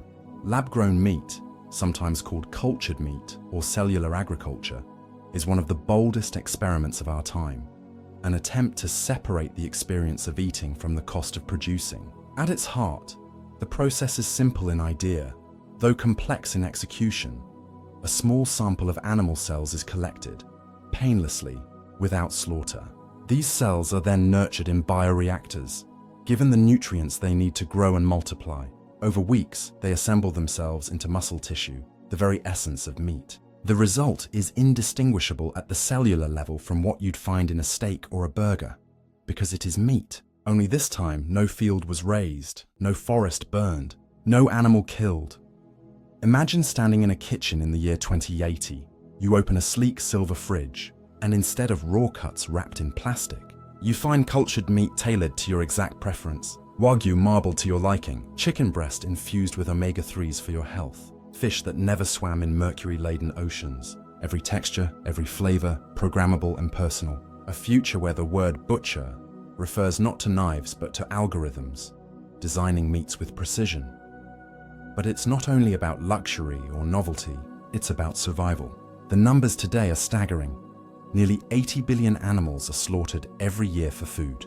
Livestock consumes 1/3 of global fresh water, occupies over a quarter of all land, and contributes roughly 14% of greenhouse gas emissions. Scale this forward and the math collapses. Lab-grown meat promises to break this equation, producing protein with 90% less land, far less water, and a fraction of the emissions. Imagine rainforests spared because grazing is no longer needed, oceans relieved because fish farms shrink, and aquifers replenished because crops are no longer grown just to feed animals. Yet, as with any revolution, shadows lurk. Cost remains high, though it is falling rapidly. Energy use is still a challenge. If bioreactors are powered by fossil fuels, the benefits are dimmed. Then there is the question of acceptance. Will people embrace meat that grew not on hoof or feather, but in steel vats? Or will cultural resistance linger, clinging to the romance of the hunt, the farm, the pasture? Humanity is not only a biological creature, it is cultural, symbolic. Food carries meaning beyond molecules. Still, history whispers encouragement. Once people doubted bread without fire, ice without winter, or light without flame. Now, ovens, refrigerators, and electricity are ordinary. What seems alien today often becomes mundane tomorrow. Already, restaurants in Singapore serve lab-grown chicken. Already, startups experiment with cultured beef, pork, duck, even exotic meats like kangaroo or alligator. The first steps are taken. The journey has begun, and beyond meat lies the realm of alternative proteins. Insects, long consumed in many cultures, are packed with protein and require a fraction of the resources of livestock. Algae blooms with nutrients capable of feeding billions. Plant-based proteins, soy, pea, mushroom mycelium, are already reshaping supermarkets, offering burgers that bleed beet juice instead of animal blood. The palette of protein is widening, diversifying, democratizing.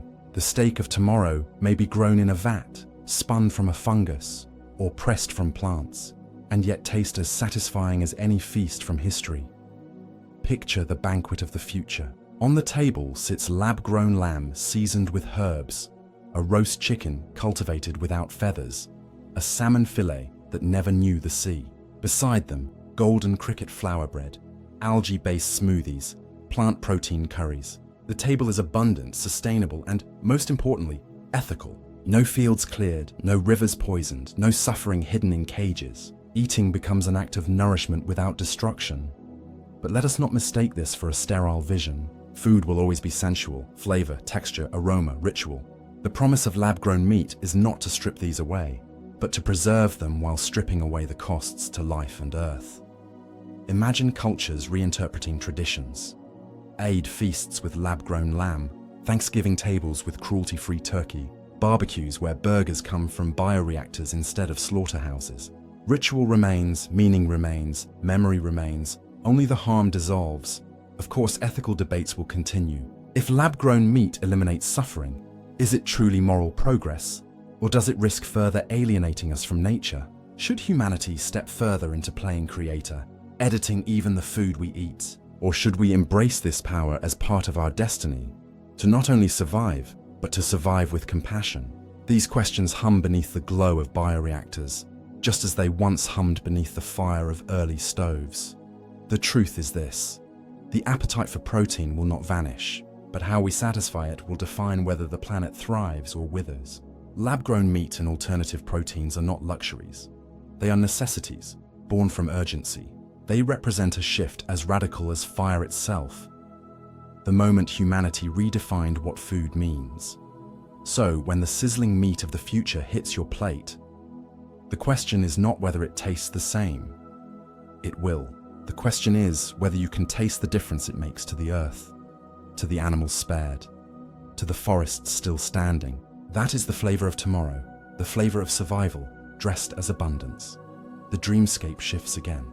You find yourself standing in a long, dim corridor, its walls lined with doors, each identical yet humming with a faint energy, like whispers waiting behind wood. Some doors gleam faintly with golden outlines, others flicker as though reluctant to stay shut. As you approach the first, you feel the peculiar certainty that none of them are random. Each door represents a fragment of your own unconscious, sealed away, yet calling to be opened. The moment your hand brushes the cold brass handle, you feel that familiar surge, the sense that opening it will not just reveal a memory or dream, but a truth you may not be ready to confront. When the first door swings open, you are bathed in light, yet not ordinary light. It's shifting, fluid, alive, pouring around you like water but carrying the warmth of a memory. Inside, a childhood scene unfolds, not with clarity, but with sensation. The smell of old wood, the echo of laughter, the weight of forgotten innocence. It feels like home, but you realize it is only a shadow, an echo of something your dreaming mind has locked away. And then, the strangest sensation arises. The scene begins watching you back. The memory itself feels sentient, aware that you are trespassing where you do not belong. Another door creaks open without your touch. This one bleeds shadows into the hallway, carrying whispers that seem to speak in your own voice, but in languages you have never learned. They call you by name, but not the one you use in waking life. They know the version of you buried deep within, the dreamer behind the dream. The further you peer, the more you sense the collapsing of barriers, the line between who is dreaming and who is being dreamed. And with each step forward, you feel less like the observer and more like the observed. You realize the corridor is not endless, but circular. No matter how far you walk, you return to the same place. Yet the doors are never the same twice, always reshaping, always carrying a new fragment of dream matter. It becomes clear, this is not a hallway in the physical sense, but a mechanism. The architecture of your unconscious, designed to keep you circling, opening, discovering, forgetting, and beginning again. But here lies the paradox. Why are these doors so carefully arranged? Who built this corridor within you? Was it your mind itself or something beyond you, weaving corridors of memory and shadow to keep you wandering? The deeper the question presses, the more the walls of the hallway pulse, as though alive with your doubt. In this place, choice matters. Do you open another door and risk being swallowed whole by what lies behind it? Or do you turn away, knowing that each unopened door will haunt you as a possibility never faced? The dream seems to whisper an answer, though softly, like a riddle half sung. To walk the corridor is to know yourself. But to know yourself is to risk unraveling the dreamer who dreams you. The air grows heavier now, as though the very atmosphere in this dream corridor has thickened, charged with something you cannot quite name. You pause, sensing it before you see it. The fifth door. Unlike the others, it does not stand quietly, waiting to be chosen. It pulses. The wood seems to breathe in and out, its surface bending and flexing like the chest of a living being. Every few moments, the faint outline of an eye presses against the grain, as if something on the other side is trying to glimpse you through the barrier. When you approach, the handle is not brass like the others. It is bone, smooth, cold, and too natural to be crafted. The moment your hand brushes it, you feel an uncanny sensation crawl up your arm. Not warmth, not cold, but recognition. The door knows you. It remembers you.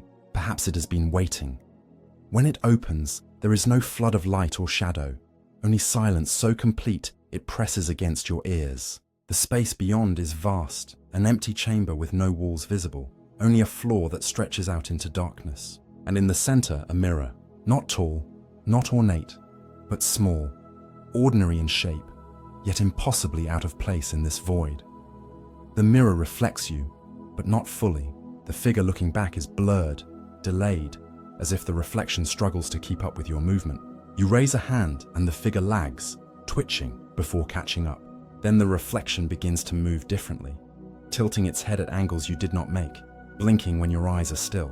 The longer you stare, the clearer it becomes. This is not your reflection. This is something wearing your face. It leans closer, pressing its palms against the glass from the other side, eyes gleaming with a strange hunger. When it smiles, it is your smile, but too sharp, too knowing, as though it remembers truths you have worked hard to forget. And then it speaks, but not with sound. The words bloom inside your head. You are not the dreamer. You are the dream. The chamber trembles. The floor beneath you ripples as if made of liquid glass, and the mirror figure steps closer, pressing harder against the divide. For a moment, you wonder if the glass will hold, or if it has been meant to shatter all along. You take a step back, but the chamber follows. No matter how far you move, you remain the same distance from the mirror. The void has collapsed into this singular moment, you and the other you. The dream seems to whisper through the silence. What happens if the reflection steps through? Who then wakes and who remains behind? This door is different because it is not offering memory, nor shadow, nor possibility. It is offering a question, a choice, the kind of question that lingers long after you wake. Which side of the glass are you really on? The sixth door does not resemble a door at all. It is tall and jagged, as though carved from obsidian, its edges sharp enough to slice through the dream itself. Unlike the others, it does not wait for you to open it. It waits for you to decide. The surface is so black it swallows the faint light around it. But when you lean closer, you notice movement beneath its sheen, like storms trapped in glass, galaxies colliding in silence. When your hand reaches toward it, the air becomes heavy, as though gravity has been quietly multiplied. Your body feels twice as heavy, your thoughts sink deeper, your heartbeat slows. The door hums, not a sound, but a vibration that crawls across your ribs. For a moment you think you are about to fall, but then the door cracks open on its own, and you are pulled inside. On the other side lies no hallway, no room, no chamber. You step directly into a horizon that never ends. A wasteland of stillness, where the ground looks like sand, but feels like glass, stretching in all directions. Above, the sky is wrong, an endless ceiling of shifting fractals, folding over and over like origami made of light. It is not blue, nor black, nor grey, but all at once, bending your perception until you no longer know if you are standing upright or upside down. In the distance, figures begin to appear. They are not walking. They are not even moving. They are already there, each blink bringing them closer, closer, closer, until they stand before you.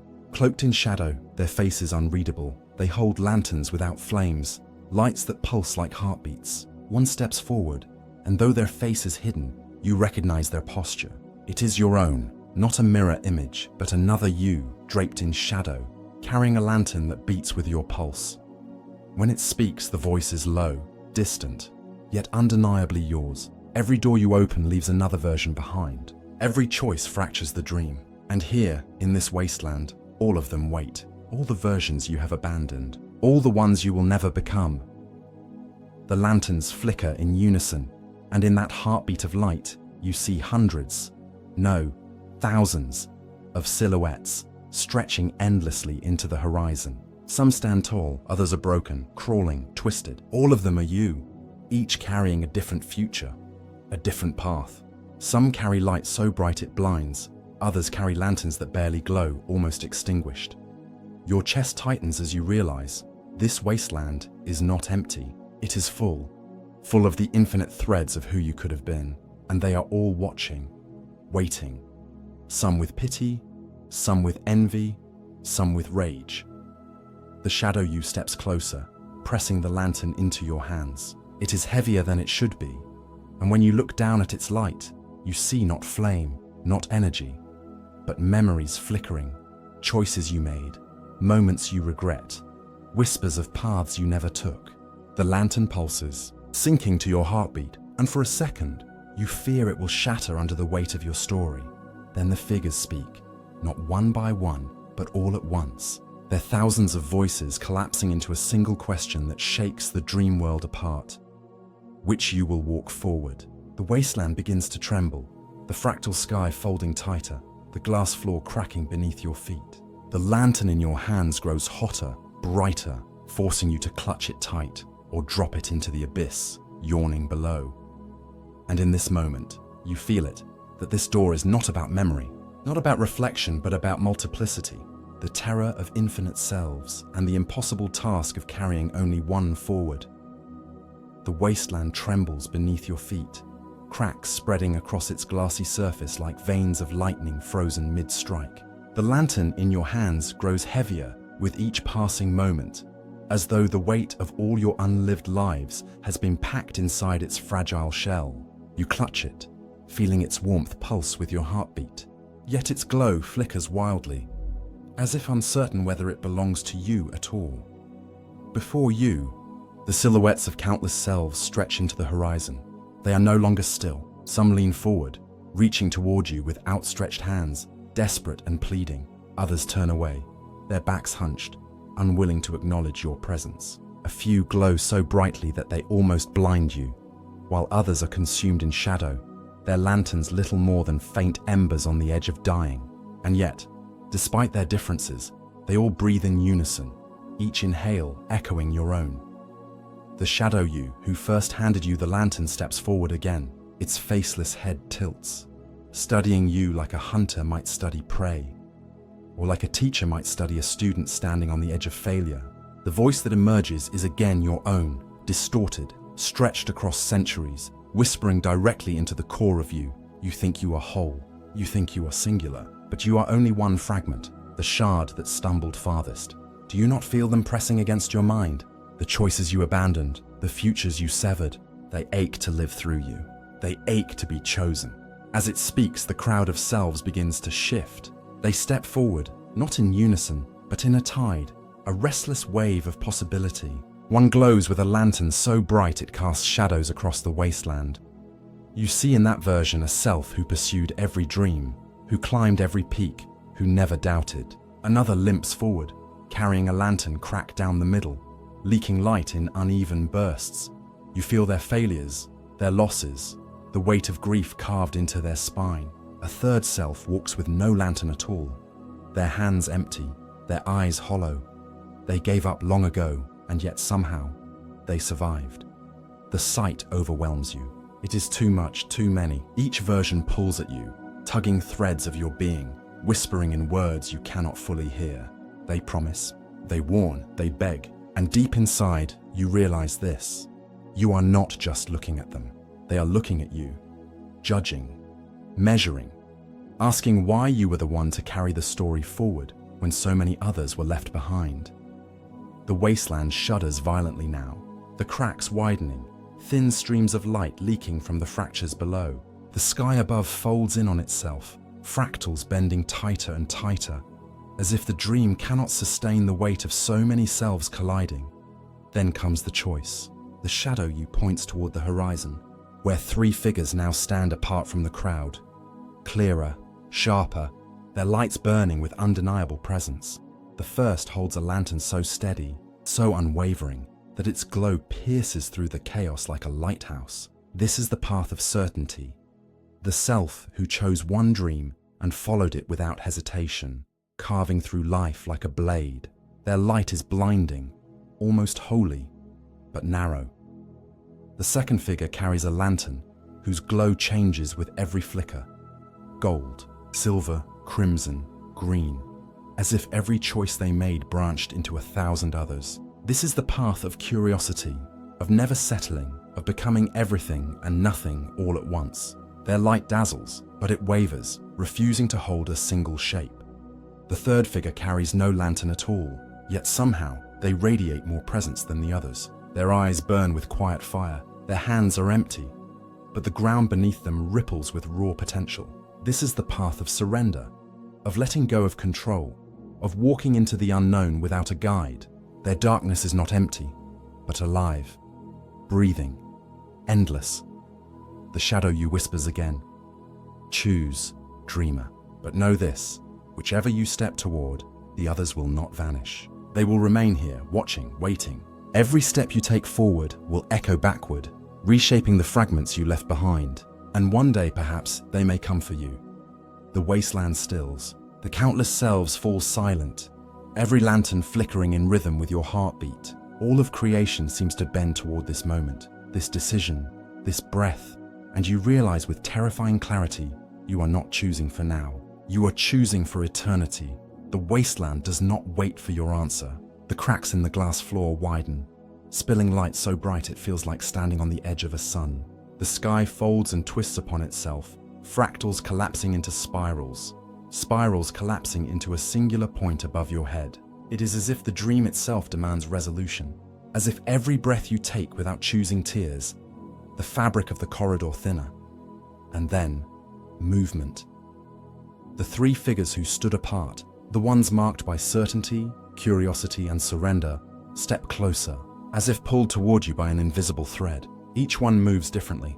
The figure of certainty strides with unwavering confidence, each step deliberate, unshaken, as though the ground itself submits to their will. The figure of curiosity shifts with every motion, sometimes gliding, sometimes stumbling, as if a dozen selves occupy one body, experimenting with how to walk, how to arrive. The figure of surrender drifts silently, barefoot upon the cracking glass, leaving ripples of shadow and light with every step. You are surrounded now.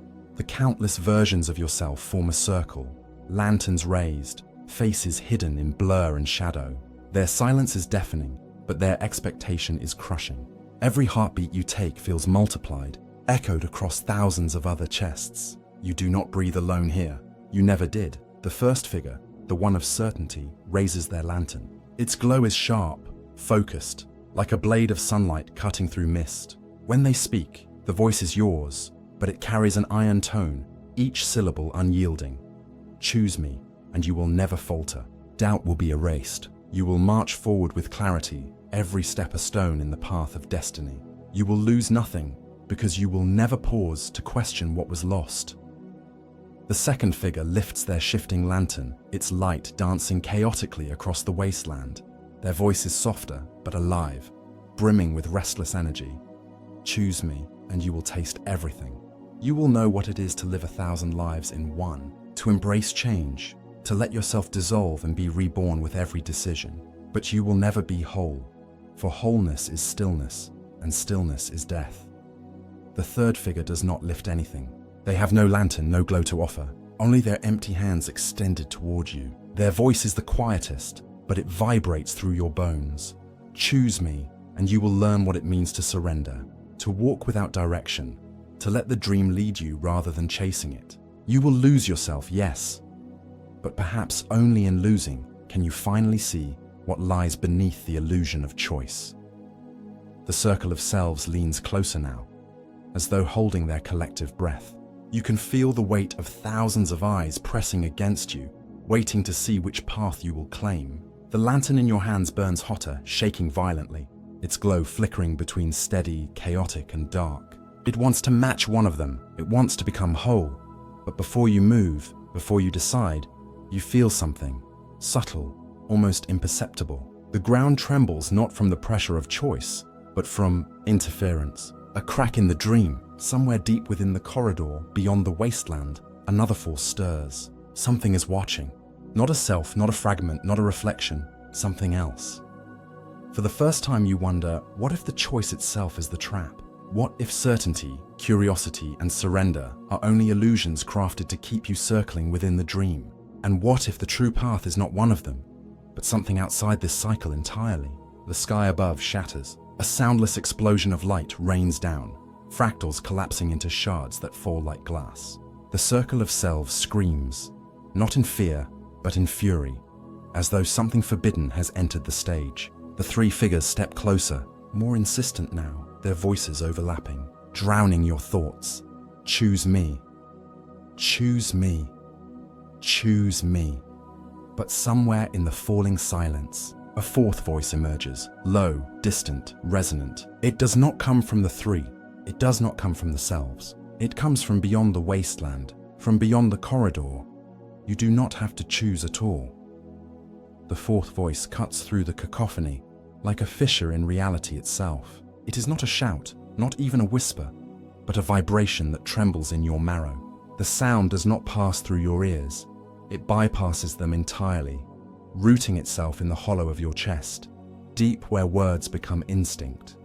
You do not have to choose at all. The circle of selves staggers. The silhouettes flicker, some collapsing into shadow, others flaring into brilliance as though the presence of this voice destabilizes them. The three figures, the steadfast certainty, the shifting curiosity, the quiet surrender, recoil. For the first time, their movements lose composure. Their forms distort, lanterns flickering violently, as though some greater authority has just spoken a forbidden truth aloud. The lantern in your hands grows unbearably hot, light surging until you fear it might split open and consume you. But it does not. Instead, the glow freezes, halting mid-flicker, suspended between steady, chaotic, and dark. It waits, like the dream itself is pausing, straining toward what comes next. Then, from the horizon, the fourth presence arrives. At first, it does not appear as a figure. It begins as a distortion, a ripple across the glassy wasteland floor, bending the endless stretch like heat above desert sand. The ripple swells, condenses, and takes shape. Not a mirror, not a self, not a silhouette. Something different. Its form is not human, not really. A shifting geometry, spirals folding into spirals, a body both infinite and precise. Its edges blur like smoke, yet its core is sharp, almost painful to look at. The longer you watch, the more your vision fractures, as though your eyes cannot hold the totality of what it is. The circle of selves shrinks back, thousands of lanterns dimming, bowing in something like fear. The three figures, their authority rattled, step aside, unwilling to meet its advance.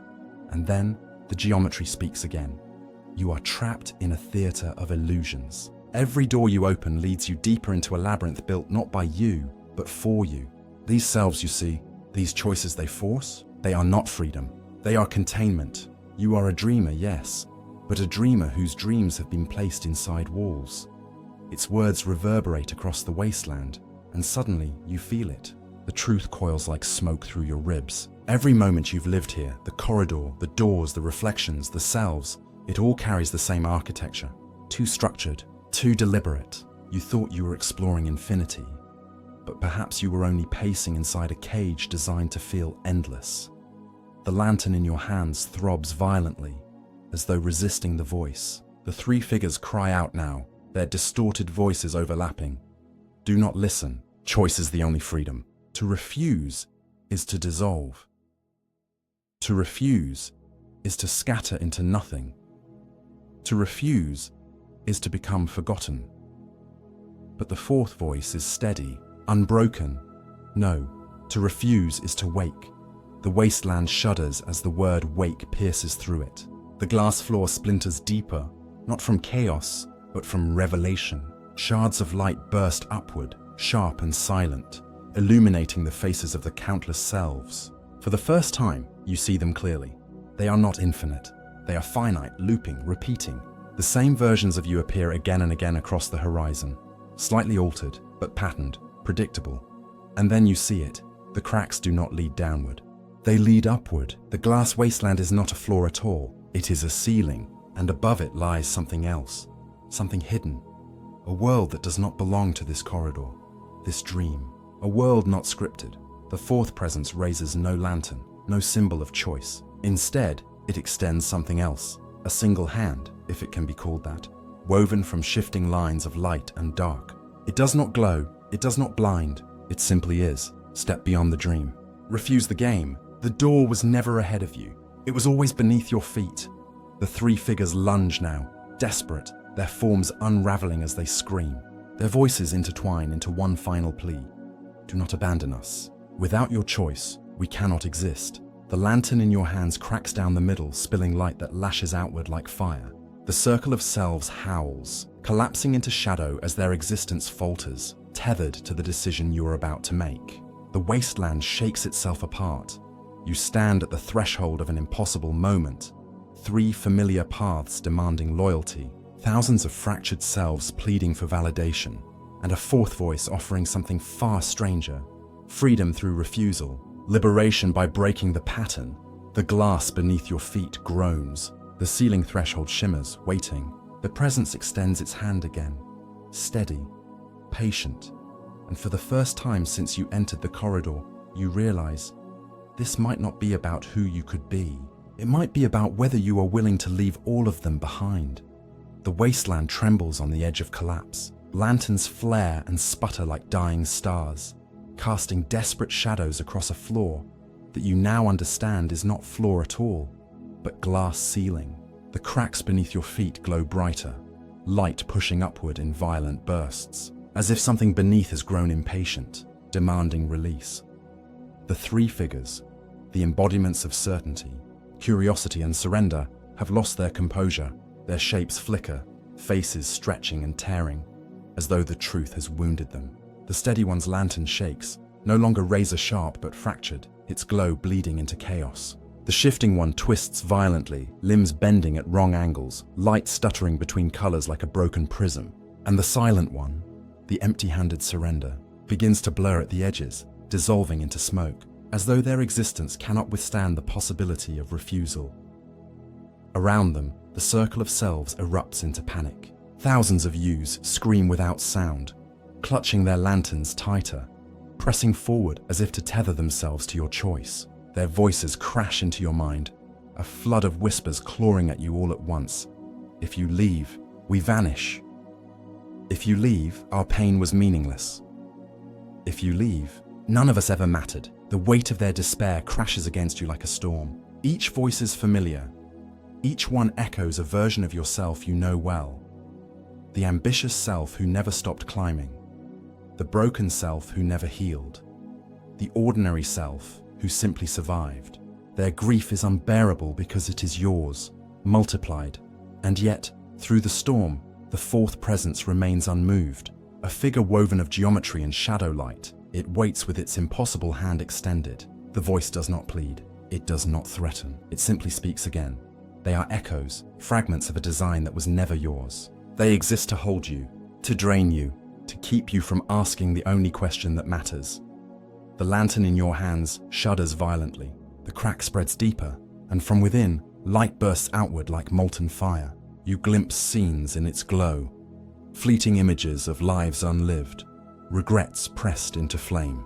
The lantern is trying to force the choice. You feel its demand. Choose certainty, choose curiosity, choose surrender, choose something, anything. Just do not refuse.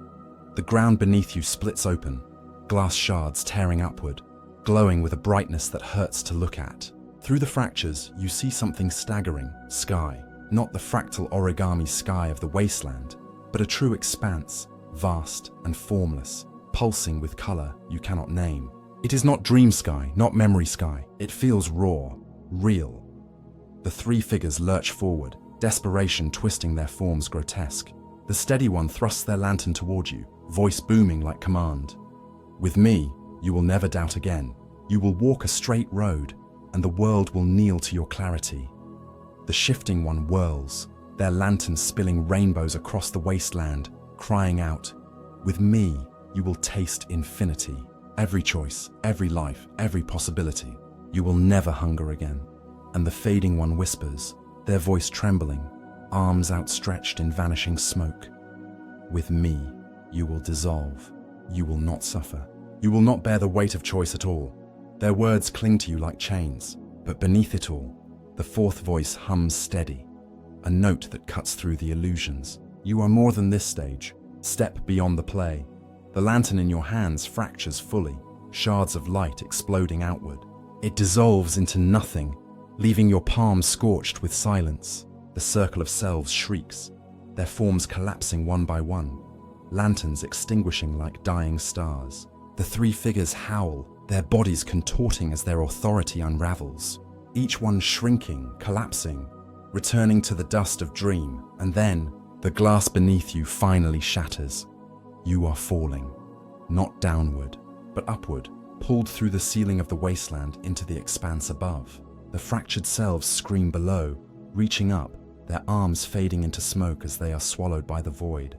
The last thing you see of them is not rage nor despair, but relief, as though your refusal freed them too.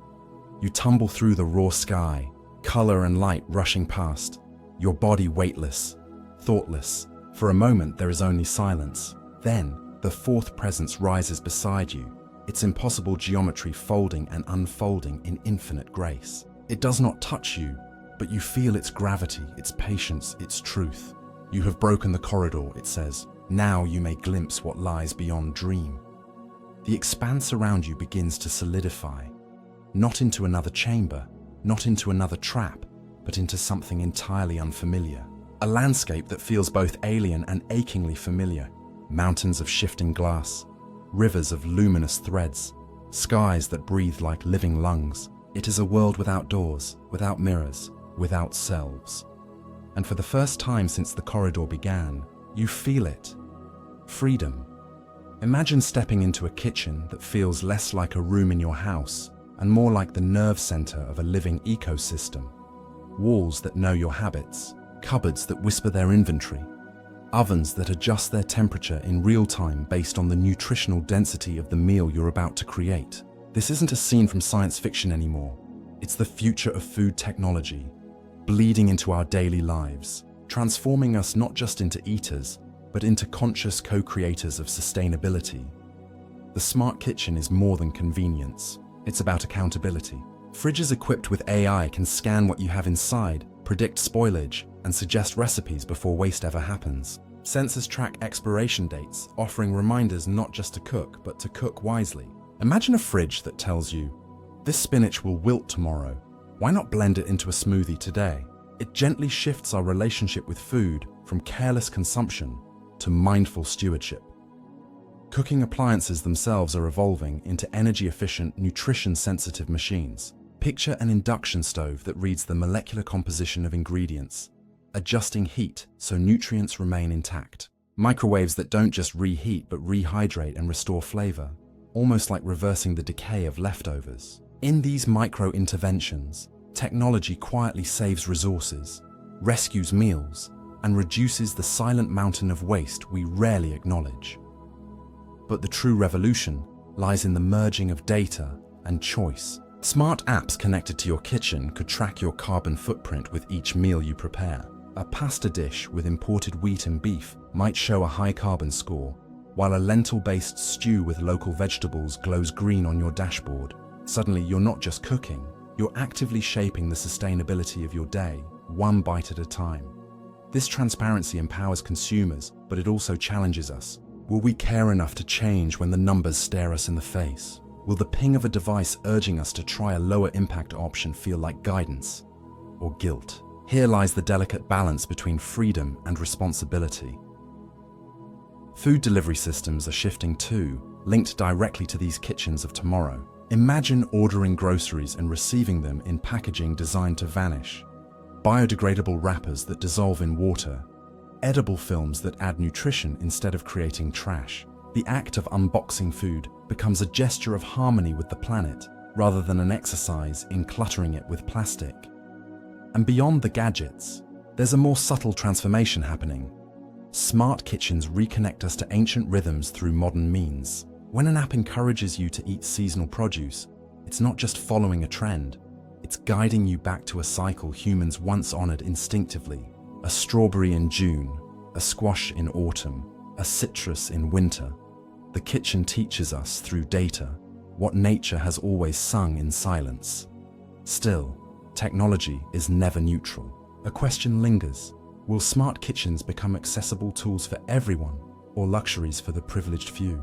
If only the wealthy can afford sustainability at home, then the promise of change collapses into another layer of inequality. The true test lies in scaling these innovations so they're as common as a light switch, not just ornaments in futuristic homes. In the end, the role of the consumer is not passive. We are not just fed by these systems. We feed them back with our choices, our demands, our willingness to embrace or resist. A kitchen may be smart, but it can only be wise when the person standing inside it chooses to listen. So, here's a question to you. If your kitchen could talk, would you want it to? Would you let it guide your hand? Or would you rebel against its gentle nudges towards sustainability? And more importantly, would you trust it to know what's best for both you and the planet? Picture this. An endless ocean of data flowing silently beneath the soil, through the clouds, across satellites orbiting above, and back into the hands of farmers, chefs, and ordinary people. Artificial intelligence is not just a tool of efficiency anymore. It is becoming the language of food itself. Invisible algorithms are whispering to seeds, speaking to tractors, guiding supply chains, and reshaping the choices on your dinner plate. To understand the future of food, we must understand how AI is taking its place as both guardian and gatekeeper of what we eat. In the fields, AI acts like a farmer with 1,000 eyes and a memory that never fades. Drones sweep across acres of crops, scanning for disease before human vision could ever catch it. Soil sensors buried like hidden roots feed live updates to algorithms. Too much moisture here, too little nitrogen there, a faint trace of fungal infection beginning to bloom. Instead of waiting for catastrophe, farmers receive precise instructions. Plant cover crops in this quadrant, release beneficial insects in that patch, add micronutrients in exact measurements. Waste shrinks, yields rise, and ecosystems remain intact. But the beauty of AI is not just in farming, it is in personalization.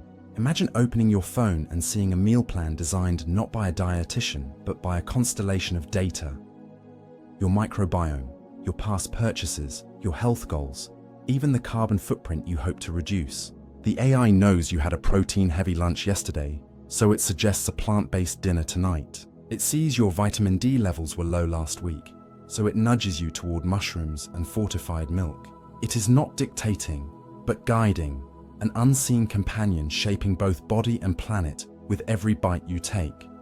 The food supply chain, too, begins to breathe differently under AI's influence. Predictive models can now foresee shortages before they happen. Weather patterns linked to transport data reveal that a cyclone in Asia will disrupt rice shipments weeks before the news reaches headlines. Supermarkets adjust their sourcing quietly, redirecting logistics to prevent empty shelves. At the same time, AI manages inventory with ruthless precision. No more crates of bananas rotting in back rooms. No more surplus milk quietly dumped into sewers. Efficiency becomes a kind of invisible morality, ensuring that less is wasted from farm to fork.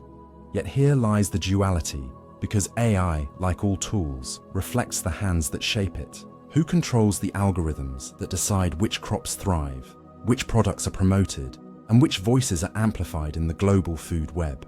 A small handful of corporations already dominate seed patents and distribution networks. What happens when their algorithms start controlling the very flow of food? Imagine a world where AI optimizes, not for biodiversity, but for profit margins, where the humble heirloom tomato vanishes, while genetically tweaked supercrops spread across continents. Convenience may bloom, but at the price of choice and culture. On the consumer side, AI is already shaping desire in ways so subtle we barely notice. Recommendation engines feed us recipes, grocery lists, restaurant suggestions, all tailored to our patterns. Did you order ramen twice this month? Expect an ad for noodle delivery. Did you search for plant-based meals? Your feed blooms with vegan options. Slowly, invisibly, Algorithms sculpt our cravings, narrowing what once was wild and diverse into curated loops of habit. Food, once a deeply cultural and personal experience, risks becoming another algorithmically optimized product. But there's another side to this story, the liberating side. AI can bring forgotten knowledge back into focus. It can map indigenous farming practices, long dismissed by industrial agriculture, and show how these ancient methods align with sustainable goals. It can pair forgotten grains like millet and teff with modern demand, reviving biodiversity one algorithmic suggestion at a time. It can track global hunger hotspots and redirect food surplus not to waste, but to mouths in need. When harnessed with compassion, AI becomes less about consumption and more about connection between humans, cultures, and the planet. Then comes the kitchen. Imagine a personal AI chef, a system that understands not just your dietary needs but your emotional state. After a stressful day, it senses elevated cortisol levels in your wearable device and suggests a calming chamomile-infused meal. After a workout, it detects glycogen depletion and recommends a slow-releasing carb-rich dinner. Over time, it doesn't just feed you, it heals you, transforms you, makes food not just a source of energy, but a daily prescription for balance.